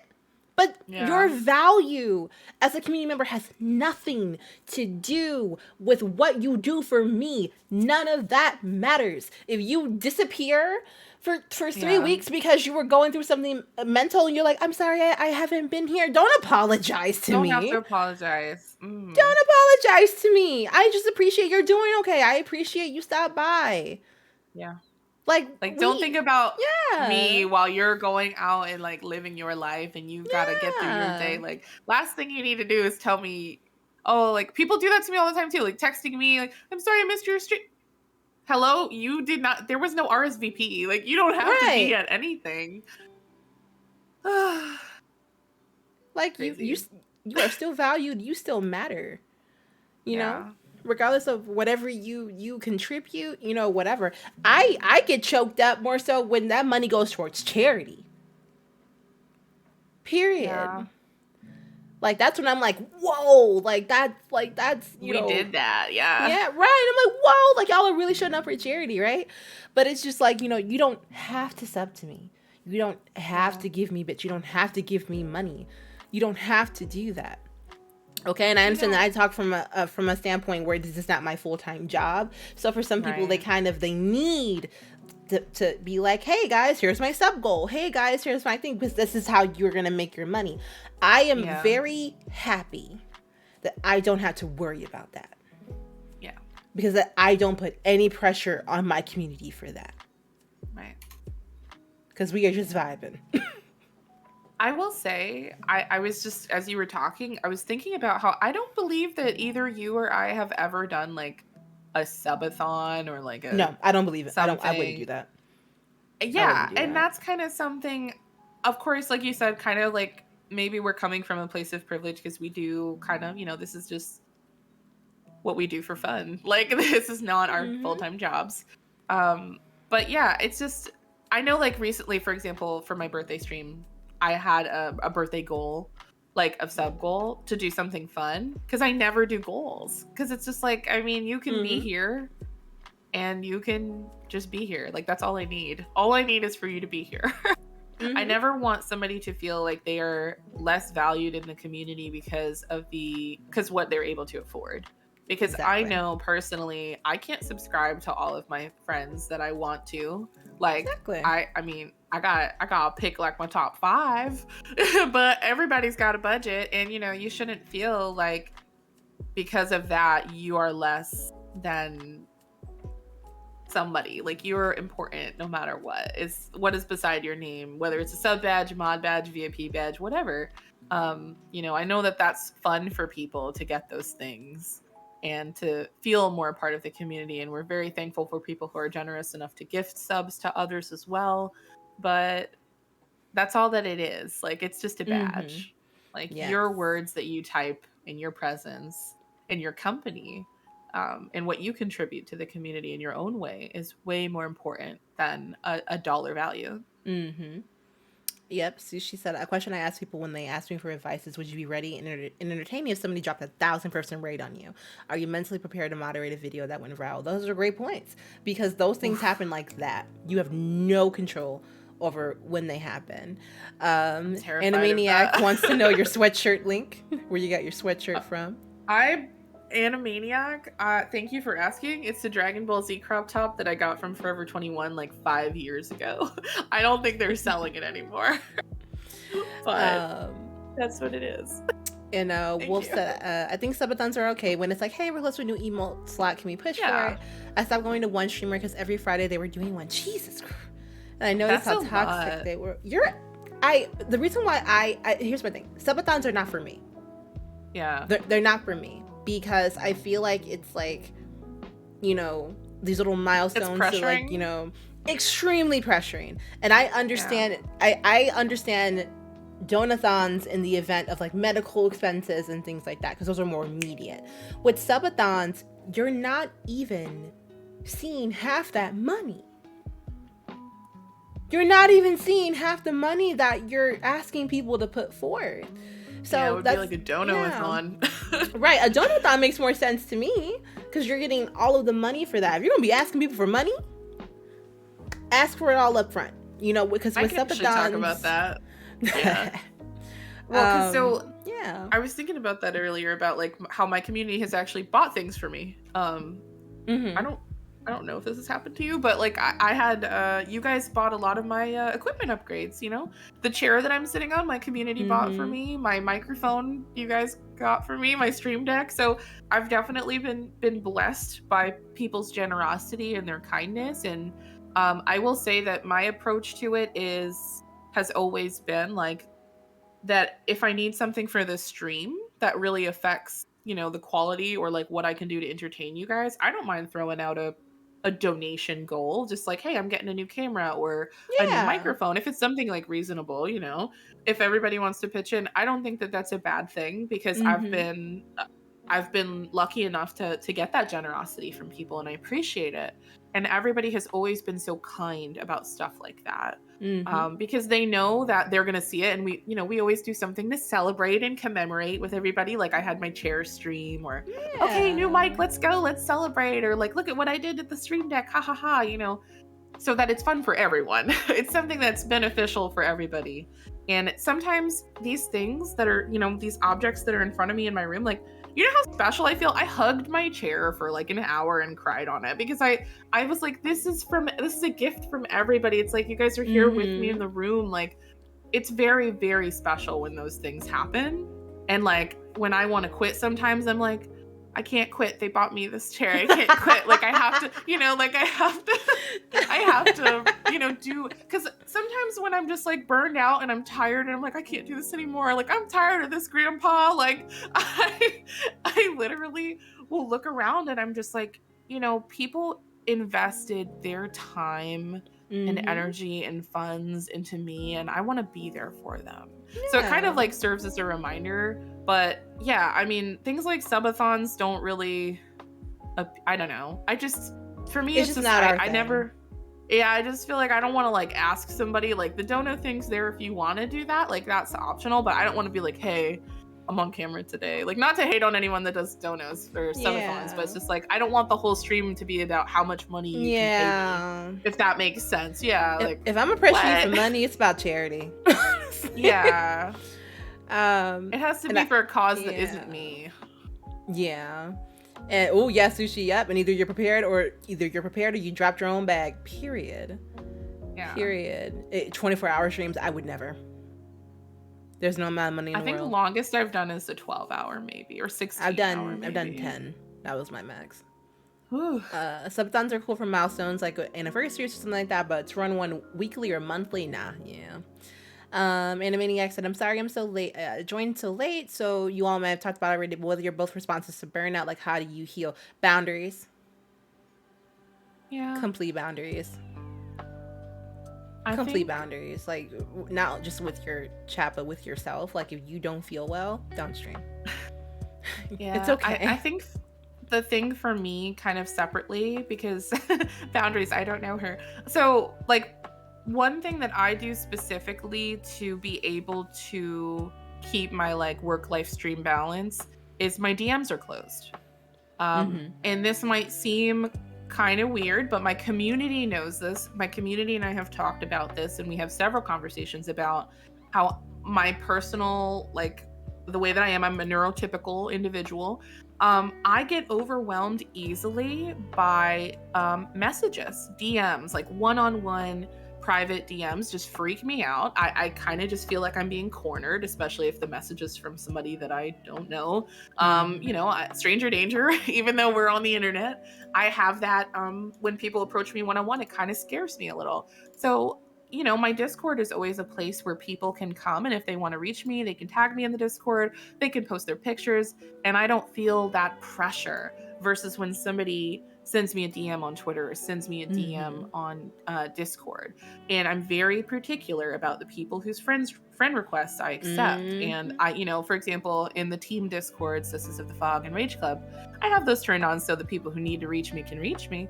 But it's not necessarily like saying that I don't like everyone and I don't want them to DM me. It's my personal, for my mental health, to be able to step away from the stream and just be outside of that and have my time where I'm off on the weekends for myself and my family, you know, and me personally versus who I am on the internet, because I'm always on Twitter. I am always I'm always absorbing the internet constantly, whether I'm at work, whether I'm off. Mm-hmm. It doesn't matter if I'm streaming or not. I'm always absorbing content. And so to have a line drawn in the sand, like that firm boundary of, honestly, unless I know you and I feel comfortable with you DMing me, you can't. And it's just, that's never going to change. Like it's about what makes you comfortable. And a lot of the times I talk to people and I'm like, I do care for you guys. I care for my community. I care for my friends, but mentally I can't handle always responding back right away. And I think people who DM you kind of expect like a quick response. There's a lot of pressure. And what I like to tell people is the time that I have for streaming is the time when I'm streaming. Excuse me, my throat got dry. No, you're good. I'm prepared. But the time that I have for streaming is when I'm live. Not after, not before, not on my days off. When I am live. If you want to reach me, come to the chat. If you want to reach me, join the Discord. That's it. Yep. No, that's completely valid. Like, Nadia can tell you, I live on invisible mode. I'm only online when I am streaming for the day. That's about it. And I think boundaries with your chat is especially important. For example, if you're in my Discord, you can DM me. That's totally fine. But let's be clear. All right? Now, if you don't know me that well, we are not friends. Okay? Now, there are people who do come to my chat that I would consider friends, and I have given them little like symbols as a reason for that. Like, I'm very choosy with, you know, who gets a VIP, why somebody gets a VIP, and things like that. And even then, I appreciate that my community, even if they receive something like that, they still don't cross the boundary with me, and that they don't just assume, like, you know, they can say whatever to me, which I do appreciate. But one thing about it too, my community will scream at me to take care of myself before I do that with me. So like I had recently announced that my cousin had passed away earlier this month, and I was like, you know, there's not going to be a stream today. I'll let y'all know how I feel a little bit, like, you know, later on in the week. And they were all like, take the whole week. take the whole week. Take as much time as you need. And that's because we had helped cultivate that. Do you know what I mean? Mike has a question. What would you say to streamers who want to be full-time but are so afraid to take some days off at a time for self-care, personal reasons, because they're afraid they'll use their follower base? When you work a 9 to 5, I have opinions. When you work a 9 to 5, you have days off, right? You also deserve those same days off when you're a streamer. Now, if you want to do something simple like Monday through Friday and then take your weekend, you're valid to do that. Or every other day, you can do that. But you should always have a day off. People are not going to go anywhere. They're not going to go anywhere. And in fact, you having a schedule or a set time when you stream helps people figure out when they can catch you. Because if you're just streaming willy-nilly at random points throughout the day, people are like, oh, I missed a stream. I missed a stream. Or at least not, you know, putting it in the, like, you're not announcing in the beginning of the week when you're streaming. Like, for example, like somebody say, okay, here's Monday, here's my thing for the week, right? And then that's one thing. But there's some people that's just like, today, boom. They just hit it and haven't given the people a heads up, so nobody could maybe move a schedule around, run the errands a little bit earlier. So it's like, generally, I keep the same schedule for my sanity, because I already work an actual job, like full-time salary paid job. So there you go. Yes, all kinds of questions are allowed in Q&A. Go ahead, Nadia. Well, I definitely have some opinions. I was just busy choking on mute. But I think I'm good now. So, Mike, you said streamers who want to be full-time afraid to take days off. Well, I'll tell you this. I took a year off of streaming because of my health, because of school. You know, I let people know what was going on with me. I think communicating is important, you know, because people are people and we all understand the human experience, I would think. Most of us do anyway. And, you know, you get a flat tire, you get, you know, your food didn't get here, like Lainey said, push the stream back. You've got to eat. What are you going to do? Are you gonna make yourself sick so that you can sit here and everybody can see you making yourself sick? Like, I mean, I do this all the time. I'm very guilty. But excuse me. I think that as long as you focus on building community and you're a genuine person and you're doing things for the right reasons, you could take a week off, you could take a month off, you could take a year off. And those same people who value you and want to be a part of the community genuinely, they will be there to welcome you back. I thought that when I came back, I was gone for the entire year before Animal Crossing New Horizons came out. My first stream back after being taking a whole year off was the day that Animal Crossing New Horizons dropped. And I thought nobody would be there. I thought Lainey would be the only one there, and it was just me, Lainey, saying, you know, the usual. My besties, everyone showed up. People from years ago showed up. I mean, they were so excited. They're like, oh my God, I can't believe you're coming back. You need to have a little bit more faith in yourself, in how lovable you are and how gravitated toward you people are. I don't know. I'm a little bit of a hippie myself. And I just think that like energy is so important. And I think that like, if you give somebody that energy, they're going to give it back. Mm-hmm. If they care about you, if they care about the community, if they care about others. And I just don't think that you have to worry about remaining relevant. You are relevant. Like you being here, putting as much energy as you can into the craft. You know, it's hard because of imposter syndrome. You think, oh, nobody will show up. Nobody will remember me. And I do that a lot too. When I have to cancel streams, I'm like, they won't miss me. They'll go watch somebody else's stream. You know, there's tons of people stream tonight. And then people will be like, oh, I'm so sad that you didn't stream. I can't wait till you come back. And, you know, listen to what people tell you. Like, trust what people tell you. Like, they care about you. And, you know, you're not an irrelevant person just because you need some extra rest. You're not an irrelevant person because you prefer to go outside for the day and take a walk in the park instead of sitting in front of your computer, you know? You can still share with us. You can still share. Maybe you can share the picture in your Discord. I went on a walk today. I cleared my mind, you know. Let people know what's going on with you. They care about you. I think that most people are kind and caring. And we definitely see a lot of the bad apples sometimes, but I think most people understand and they want to support you. Yeah. We have another question. Animaniac. How do you deal with people IRL who don't think streaming / community online are real, like family, etc., who think streaming internet friends are kind of like a luxury and not compared to real life? What do you say in those situations? I mean, I'm a different kind of person. I tend to not really care people think. Yeah, I don't care. Example, when I told my mom that I was streaming, she was like, I don't know what that is. Like, right? Yeah. And she's like, what is that? Right. But she like said, you know, it's whatever. But then she saw like things get delivered to our house and me being featured in articles and things like that. And now she is like 1000%. She's like, I support you and what you do. I think that's really cool what you do. And I think the reason why I never really got heat is because I didn't quit my job for it. And you know, and my mom and I have had that conversation about, you know, if I do quit my salary paid job to do full-time content creation and streaming, I would have to make much more money than I do right now. And but you know, my two closest friends that I've had since high school, they know I stream. I told them that I got put into the, you know, it hasn't been until the past like year or so that they've genuinely been like, how is that right? Like, you know, what's that like? You know, I showed them my TikTok. They were like, wow, people really are engaging with you. Right. Yeah. Now they're like, wow, you have all these comments. You have all these kind of things, you know. So I just think that don't get too caught up in what other people say about you, especially when we're talking about generational differences. My grandfather has no clue. Does not understand. But he thinks it's dope that I raise money for charity, like black charities. He's like, that's awesome. Keep doing that. You know, we got to support our black brothers and sisters. Like, he understands that aspect of it. He's like, that's dope. Keep doing that.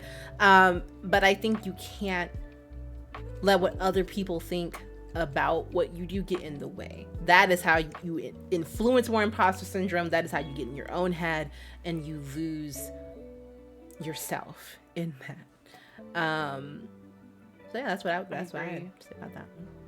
I guess my take on it is, well, I have a very unique take, I guess. Both of my parents are like foreign, so maybe some of you can relate. They don't even know how to like use the internet, barely know how to use their cell phones. So Um, the way that I explained it was, and I guess I have a little bit more, like my family, I guess they recognize YouTube more and Instagram, and that's kind of where I started. So I guess they kind of already knew, like, you know, my mom would bust into my room while I was filming my YouTube videos, and I'd be like, "Thanks, mom. Now I have to refilm this," you know. So they've kind of been watching me be a clown on the internet for as long as I've been doing it.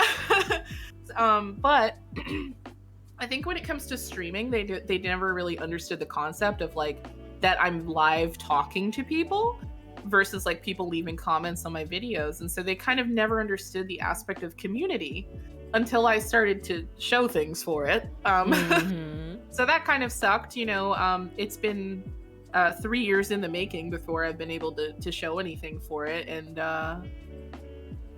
I guess just like maybe presenting it to people in a way that you think it will matter to them, kind of like bringing them in with something that you know that will interest them. Like you said, telling your grandpa like we're raising money for Black charity, and he's like, "Yo, that's dope. Do that. Keep doing it." You know, maybe that's the extent of his understanding, but just kind of finding a way to relate it to other people, I think would kind of make that a little bit less stressful. So, but I don't know, like we've always been drama kids. Like we were in drama, putting on performances in high school. Like I've always been an entertainer in one form or another, so I don't think it was a shock for my family. But like, for example, I sent my mom the promo picture of me being on Lanie's show today, and she was like, "Huh?" And I was like, "That's me, Mom. I'm gonna be a guest," you know. So when you have a paper trail, it's a little bit like easier to present it to people. But as long as you let them know that you're having fun and you're enjoying it, I think that's all that really matters. And even if you get the ones who are like, those aren't real friends, those aren't real people, just be like, all right, I'm gonna go stream, have a good one. My mom used to say that about Lainey, actually, again, until I got mail, and I was just like, so Lainey bought me half of the things that are in my room. Not that your friends have to buy you things, but she was kind of like, oh, this is like a real life person. And I was like, yes, like people exist and they care about us and they are our friends, you know. Like we celebrate each other's birthdays, you know. It doesn't matter. Like, and I think like my heart breaks saying this, like admitting this out loud to people. I've never met Lainey in person before. Yeah. We've been friends for like the better half of 3+ years, like 3.5. And I've not met her in person, but like that's my ride or die. Like, don't you ever, I will come for you. Like, that's my girl.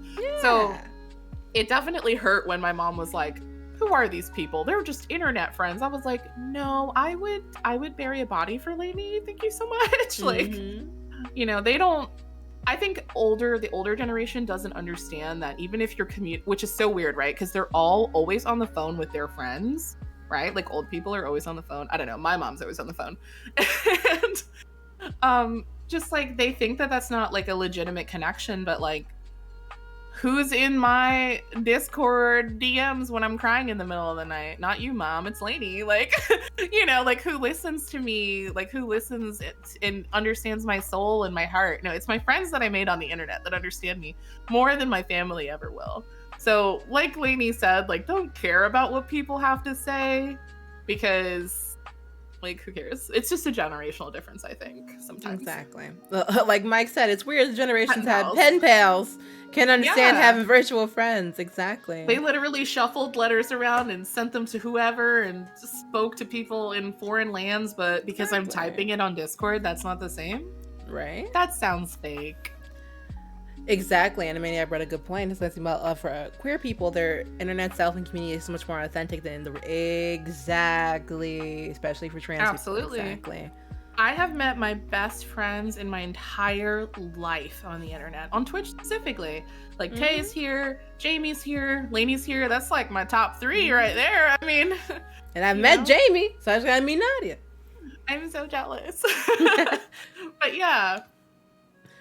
Don't I've had my IRL friends come and go, but y'all are here. Okay, say that louder. We have another question from Mike. In regards to subathons and charity streams, what are your thoughts on goals that are at the streamer's expense? So like eating or drinking something gross or hot to be the main example, so you feel there are better things to do as goals. I think for that one, I don't like being in pain. I don't like being uncomfortable. So my charity my charity incentives have nothing to do with me being in pain or uncomfortable. I'll sing a song bad Yeah. or something like that, but it's just not my cup of tea. Some people are really into shock value. Some people are very much into that. Couldn't be me. I think the most extent I'd do is probably the Bean Boozle challenge. That'd probably be the extent of it for me. But even then, no thanks. Just because then if, let's say I ate like a hot pepper or something, now I'm out of commission for the rest of the stream. What are you supposed to do? So I just want to do something really cute, like hearts in my face, some balloons, mail you a card, something like that. So that way, not only can I just do those things to get right back into my gameplay, but I can do those things and, stay focused on streams, keep the mood up and everything like that. Because I don't like, for me, I don't like shock value or pain as a comedy. Yeah, like self-harm for charity. Yeah, don't like it. I one time did a Bean Boozled, and that was the first and last time that I did Bean Boozled. I hated it so much. I almost threw up on stream. It was terrible. I was in the middle of body painting for charity, and I didn't know if I could continue. So I was it's like I temporarily sort of set, like you said, put yourself out of commission, and like, how do you move on? How do you finish the painting or finish the stream? Like, I almost puked. It was so gross. But I mean, I feel the same way as Lainey. Like, I don't want to harm myself, like, for charity. Like, if it was something like, for example, like on my birthday stream, if we reached the sub goal, I'd get a pie to the face. That's one thing. Yeah, that's one thing. That's funny. Like, it depends on your community. If they like that kind of stuff and you're down for it, then I'm not gonna say anything about that.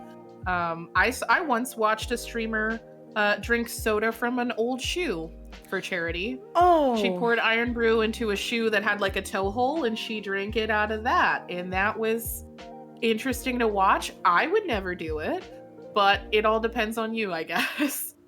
Yeah, depends on you and your. Yeah, that's the face I made too. I clipped it for her, but yeah, what was it called? It was an iron brew shoey because it was somebody from Rage Club. Oh, I hate that. But I would never do that. I would never personally do that. The shoe soda. I bought Nadia Bean Boozled and felt bad. I was like gonna throw. There was like snot coming out of my nose. That was how nasty. Do not ever, if you ever pull the dead fish Bean Boozled, do not eat it. Don't do it. I'm saving you right now. Don't do it. It makes me uncomfortable. Yeah. Not something that can make you sick. Yeah, I burped the taste of dead fish for the next week, and I thought, I'm never doing this again. It wasn't worth it for me. Yeah, no. You did dead fish, Mike? Yeah, no. I'm gonna puke. Yeah, we don't, no. Hate that for y'all. Actor had a question. What makes you smile no matter what? My puppy, my dog. What makes me smile no matter what? That's a loaded question. You had such a quick answer. Blue. My dog makes me. If I think of my dog Chris, he makes me smile. But my dog right now is kind of annoying. I think just like fresh air and good weather. I don't know. Like if I'm outside on a sunny day, like I'm instantly like, ooh, it's nice out here. So that makes me happy. Sun. So many questions. I love this. Ooh, rain. These Yeah, are good rain. I love rain. questions. I love a rainy night. Oh, God. Good weather. Need it. Rainy nights when you can finally sleep. Right. I will knock out immediately. Poor Cereza. She's so spoiled. Yeah. Sitting on her rainbow bed. Broke people should never laugh. I'm screaming. I guess I shouldn't be laughing. Lol. I'm screaming. I'm kidding, but not really. I'm kidding, but not really. You thought I was going to say raccoons. Well, we said with the rise of VTubers, have either of you thought about trying that so that low energy days we don't have to turn on the camera? No. Yes. No, I haven't because it's expensive. It's expensive. It is expensive. To get a rig and do all that. And usually I just have a no cam stream. Yeah. I just I have no I chemistry. respect that because I have not fully looked into the process of it, so I'm probably Oh, gonna say it no. takes what? But I know you have to get all the special like sensors and things. I would probably do like a simplified version, like maybe not necessarily like a high quality, high animated VTuber, but I've considered just like doing like maybe like the PNG ones where it's just like a picture that kind of lights up, just something so that it seems like I'm there. But honestly though, I don't think I could ever pull it off because I know that I am entirely my brand. Like I know that the reason that people come to my streams is to talk directly to me. So I'm kind of with Lainey on that. I'd rather just like throw on the makeup or just not have the cam on at all. But PNG tubers, yeah, they're pretty dope. I don't mind. Too, so.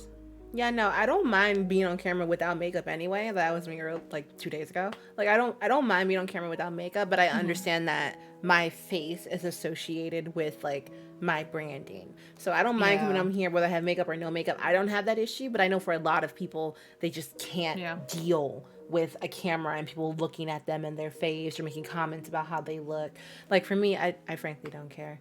So I don't mind if I show up here with no makeup, curls, I look like Simba. I don't care. Like I personally usually my thing on my stream is like people will compliment me the most on a day where I haven't brushed my hair, and I openly say that every time. I'm like, thank you. I just rolled out of bed. I didn't do anything. I feel that. I just look like this. I woke up like this. Haha.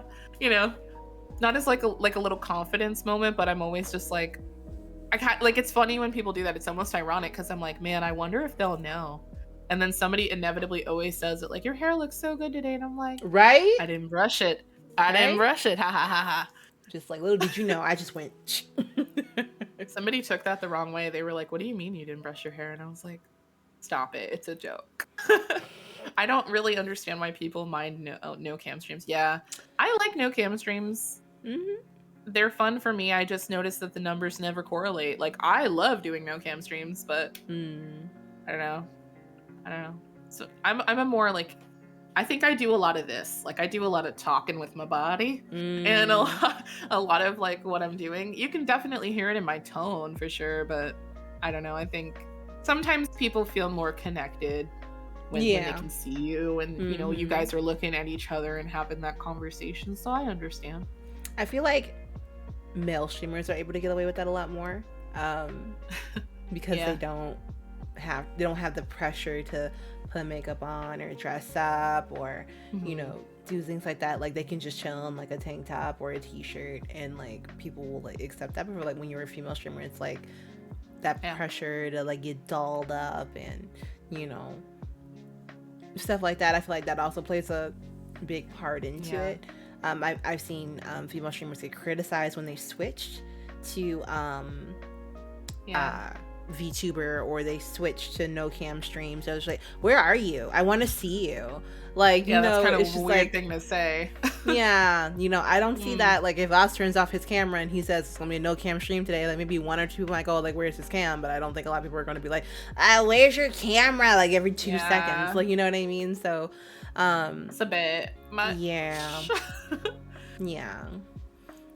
So I rarely do no cam just because I feel more comfortable on stream.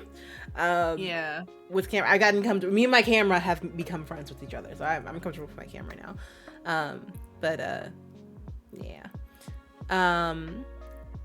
Next question: what makes you really frustrated? People that don't mind their business. Respect boundaries. Oh, that too. Almost a jinx.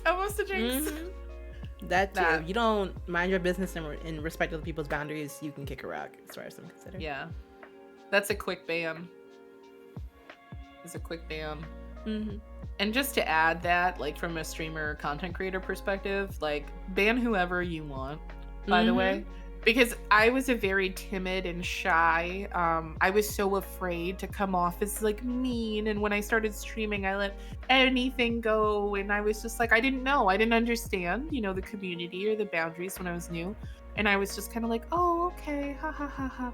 I'm never gonna let somebody make me feel uncomfortable in my own bedroom, in my own home, in my own stream. That is my turf. And if you are not respecting the rules that are posted in the chat and posted in the About Me section, you are going to go. Like, we protect the vibe at all costs, I think. Yep. How dare they? Oh yeah, absolutely. People, you give them an inch, they'll take a mile. Honestly. Yeah. So don't feel bad about just nipping that in the bud. Just like Send them to jail. nope. Just take them out. Yeah. Yeah, you gets to go. Sorry.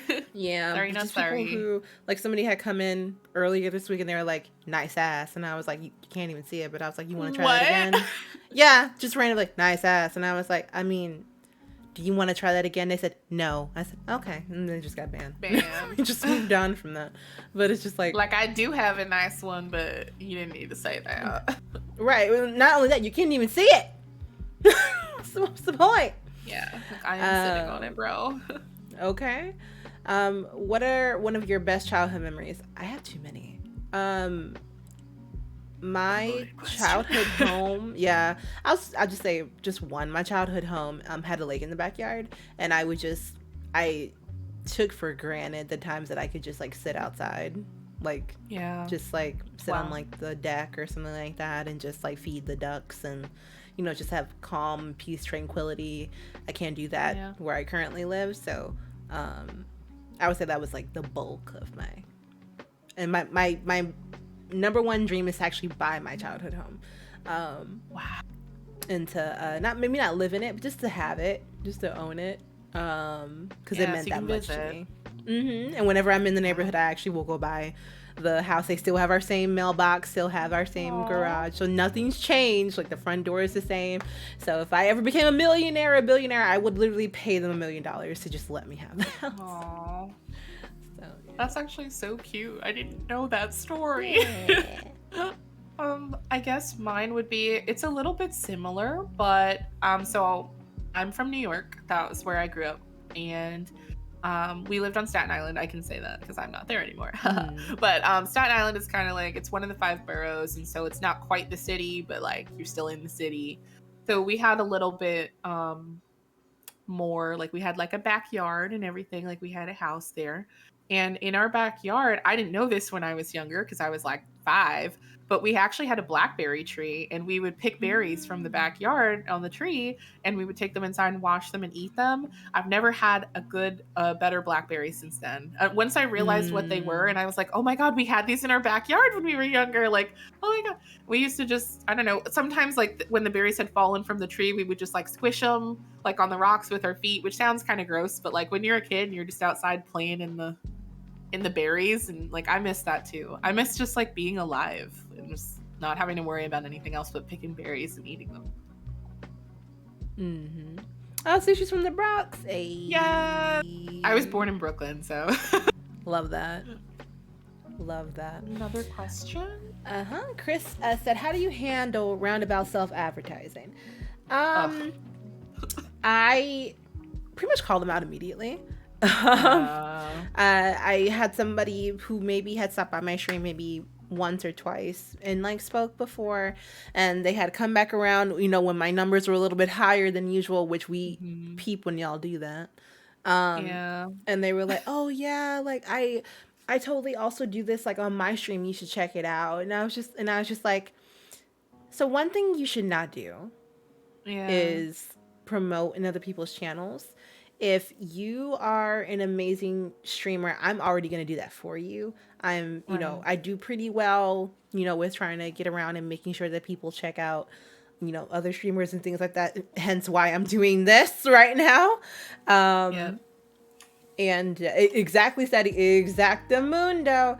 It's very much like 100%. Why. And also, if you integrate yourself into somebody else's community and you link up your Discord to your Twitch account, we'll see when you're live because of streamer mode. We'll see, whatever. And sometimes I'll go in and I'll like, I'll peek and do whatever. But when you do self-promotion, it makes me not want to check you out.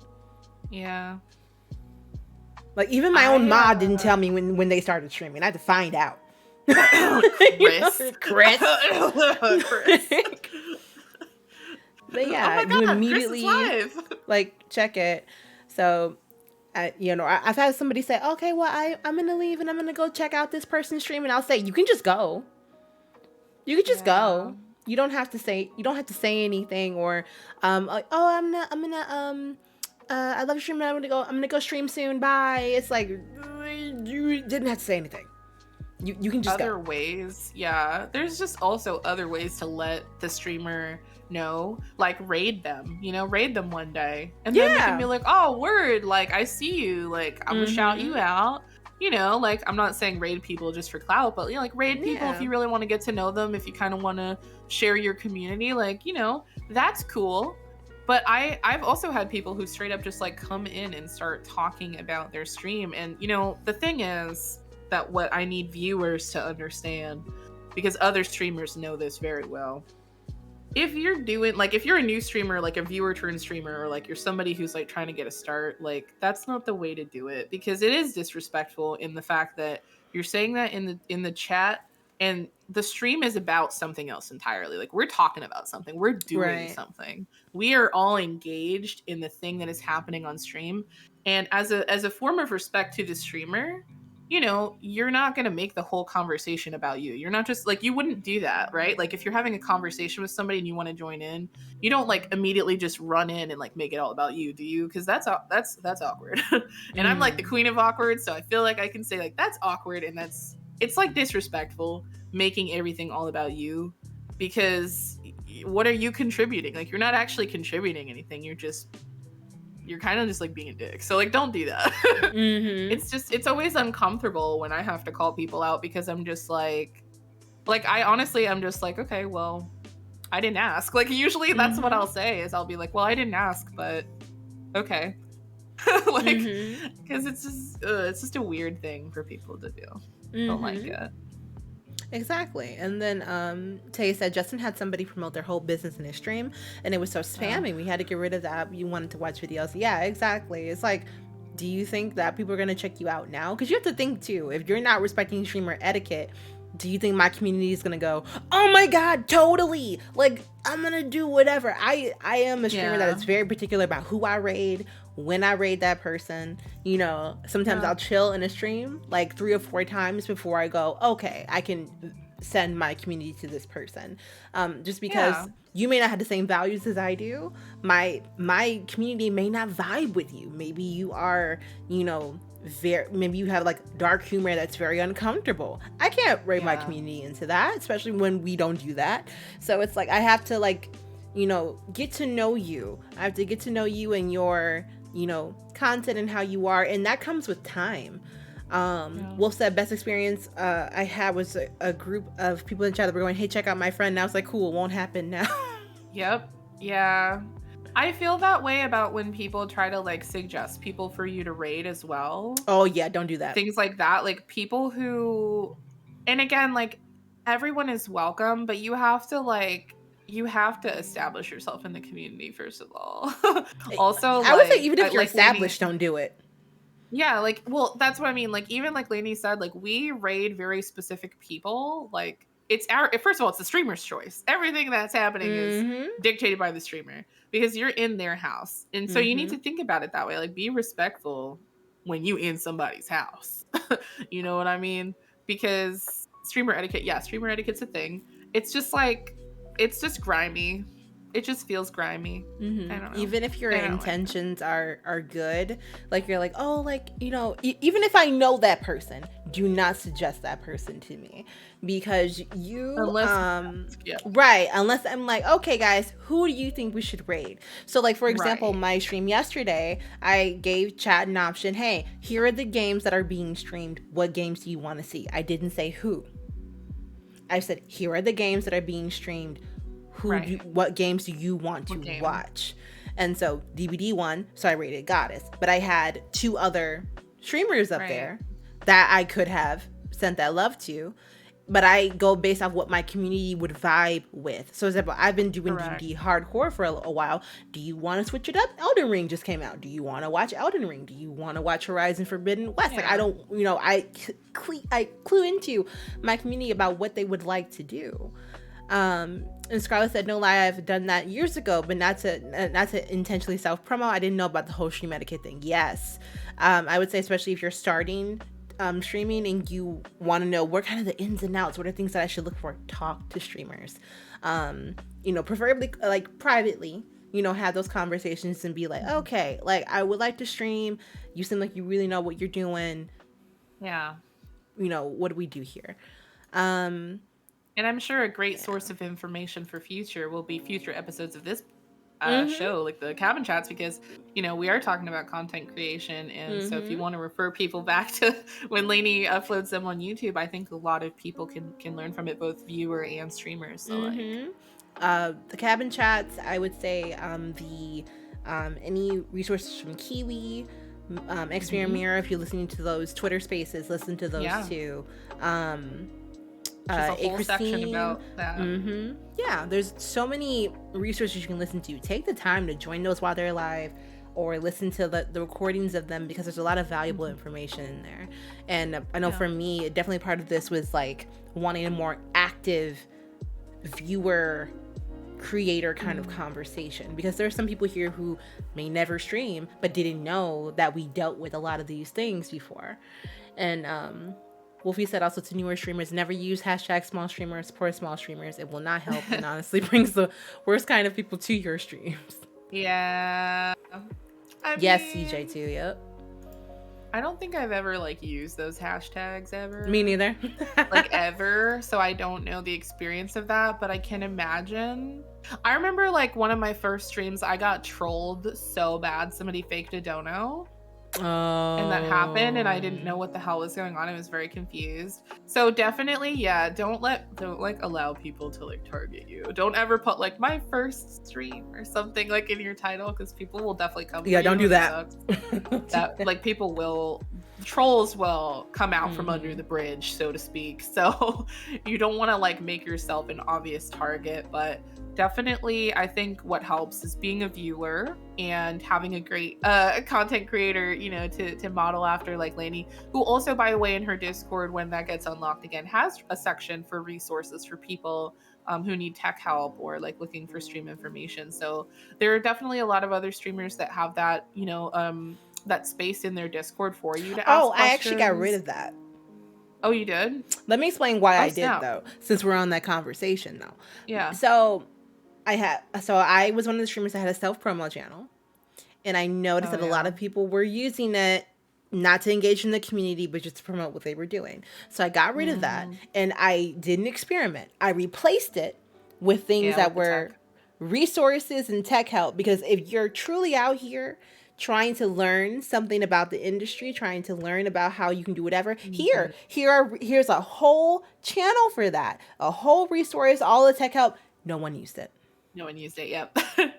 Nobody. Well, that makes sense. That would make sense that I didn't realize it was gone, because I don't use it. But there are, and I mean, that makes sense though, because like you said, I also deleted my self promo because I shout you, and I think you also do this, whenever somebody's having a special event, if I'm doing something, or a mod is doing something, we shout people out specifically. But people don't engage, and then they just post their links, and it's kind of disheartening. I had somebody who maybe stopped by a couple of streams, and they were like, hey, I'm doing commissions for emotes, can I post this? And I said no. And they're like, oh, okay. They were like, I was just looking for a way to make extra money. That's fine, but I only do that for regular people. So if you come to my stream once or twice and you're like, I love the vibes here or whatever, I appreciate that, but that doesn't mean you get to have the same permissions as somebody who's been here for 3 or 4 months. So you really have to earn your keep in the love boat, okay?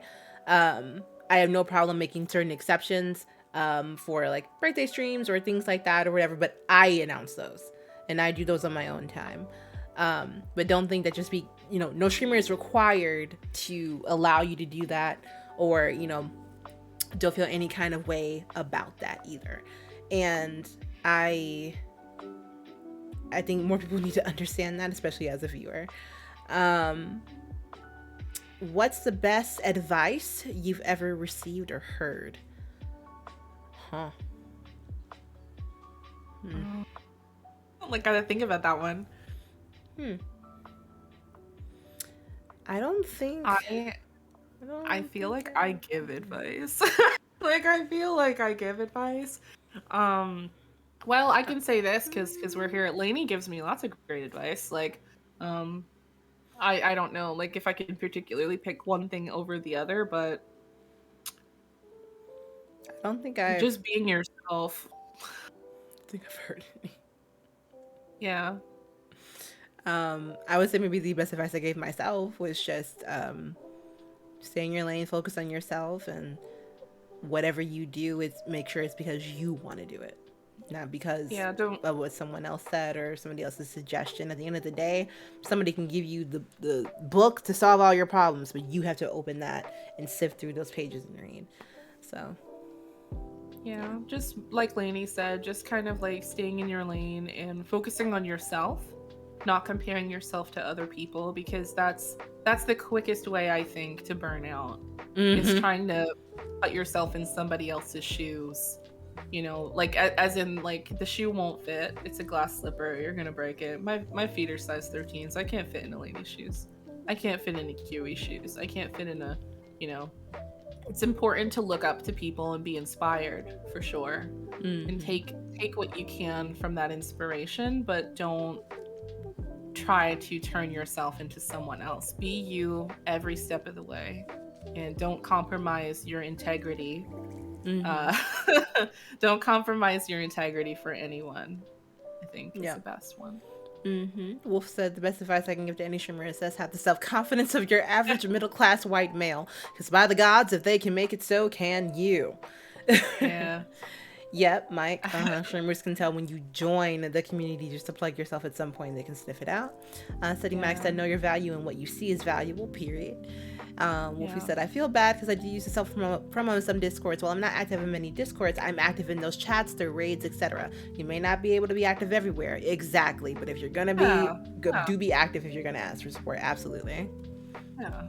Absolutely. And you know, Wolfie, I think about that too. Like, to be honest with you, I'm not even active in my own Discord sometimes. Like, you know, sometimes I'm in people's Twitch chats because that's, you know, I'm not going to be on everything. So I definitely feel that. And if you were somebody who was active in the chat or the community, you know, as long as I know who you are, I wouldn't take offense to you posting in the self-promo channel, you know, for not, but the thing is, like, people who do it every day for every stream, that's a little extreme for me. Like, if you're having an event or it's your birthday stream, like Lainey said, you know, that's fine, like something important. But if you post it every single time, trust me, the people in that Discord have seen the link every time you post it. Have they clicked on it?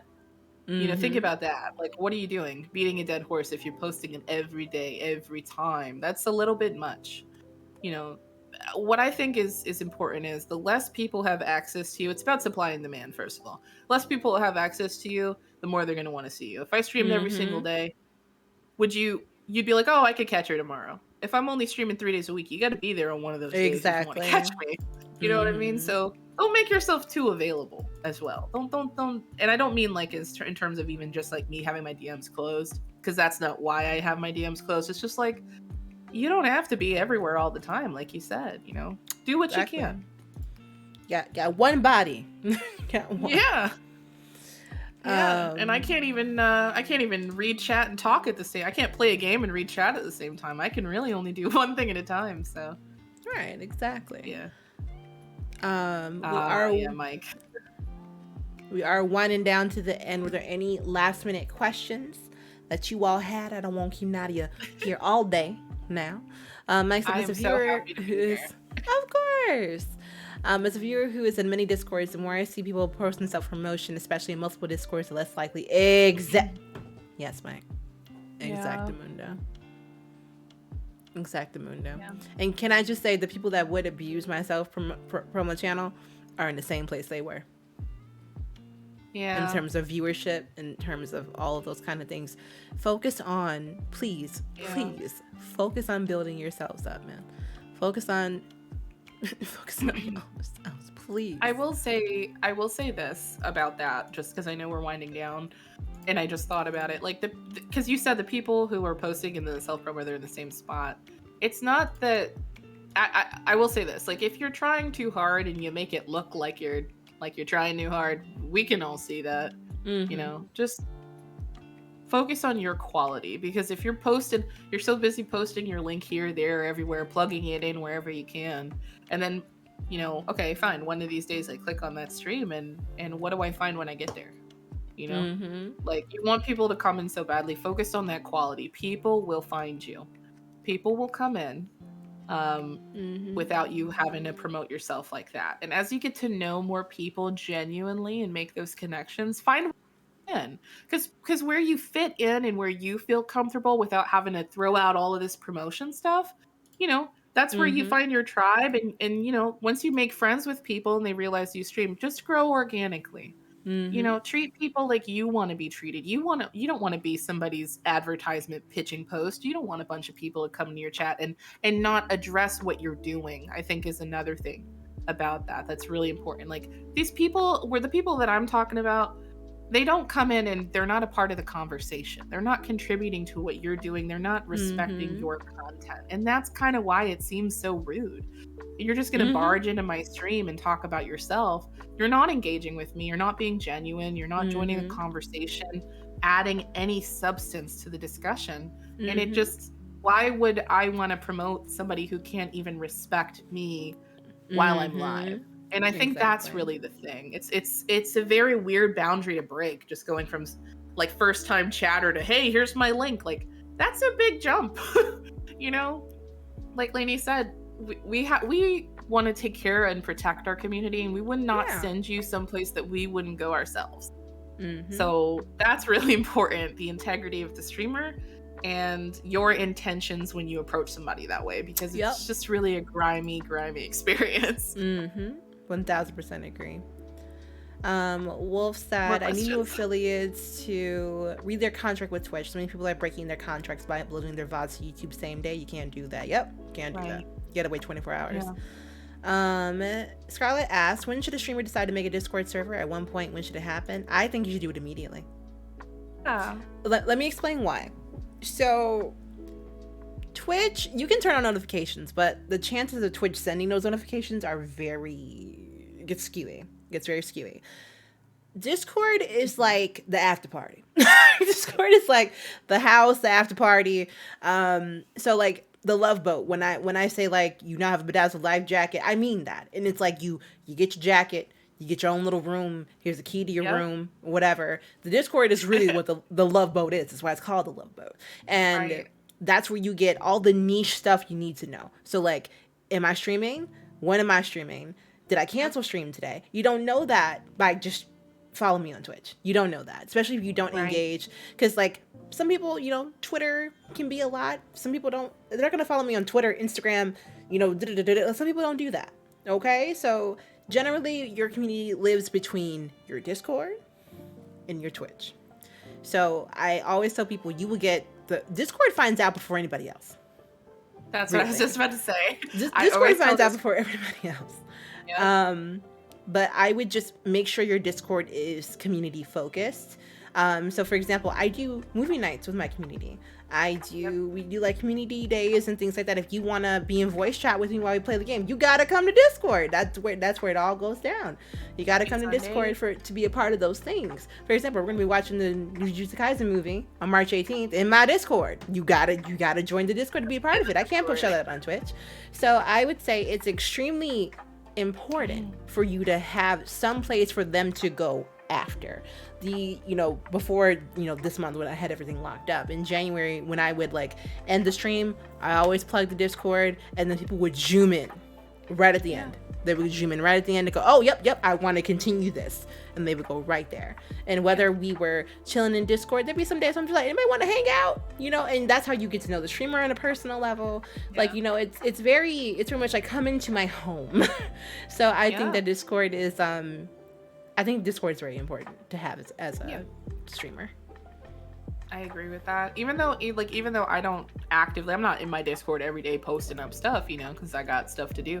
But it gives me the opportunity to learn more about people individually as well. Like when people post selfies or they're going out and they post their dinner, I'm like, oh my God, okay, we love the same food. Like we're connecting on different levels that maybe while stream is happening and while we're, punning on the show, so to speak, we can't connect.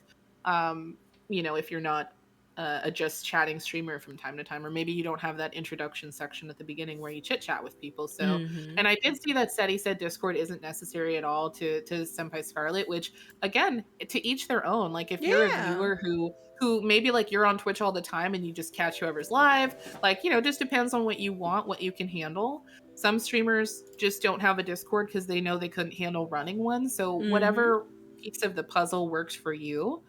Some viewers don't join Discord and they just hang out in the chat, and that's okay too. If you've Yeah. got your, you know, you've got your email notifications turned on and you come by when you can, no worries. There's never pressure to join the Discord, but it's Mm-hmm. just there as that landing place and that place where you can get a little bit more enrichment from it. So don't pressure Mm-hmm. yourself to Yeah. join people's Discords or to run your own. Yep. I would say if you are gonna have one, make sure it's organized. You need to have it Yes. organized. Mine is based off like roll reaction. Mine is locked up tight right now. Yeah. So it's like, you know, we don't play that. I know who come and go. Okay, you have to be in the Discord for 10 minutes before you can even speak. Like, so, you know, it's, you know, make sure you have people trusted mods that are regulated. See, you can't get in right now. Can't get in. We'll see you March 1st. You can't get in right now. Yeah. But it's like, you know, that's just, you know, how it is. But I love my Discord. I love, you know, seeing people interact with each other. They can play games with each other. I think it's super cool. So it's a good way for, you know, to bring it a little bit, you know, back home. So I like Discord. Discord's cool. Yeah, it's a good place to get to know people, the community and the streamer. Mm-hmm. And like Mike said, the best advice you've gotten from streamers you respect was the best way to grow your communities by genuinely joining other communities. Absolutely. Exactly. Absolutely. Yeah. For example, like Chris, great example. Chris started streaming. Chris is my mod. Chris started streaming. Didn't tell me. Just like casually rated me. But when they did, I immediately said, go follow Chris, please. Go follow Chris right now. Go do it. And threw it over there. There was a band. No. My bad. I've been kind of straying away from like. That's right.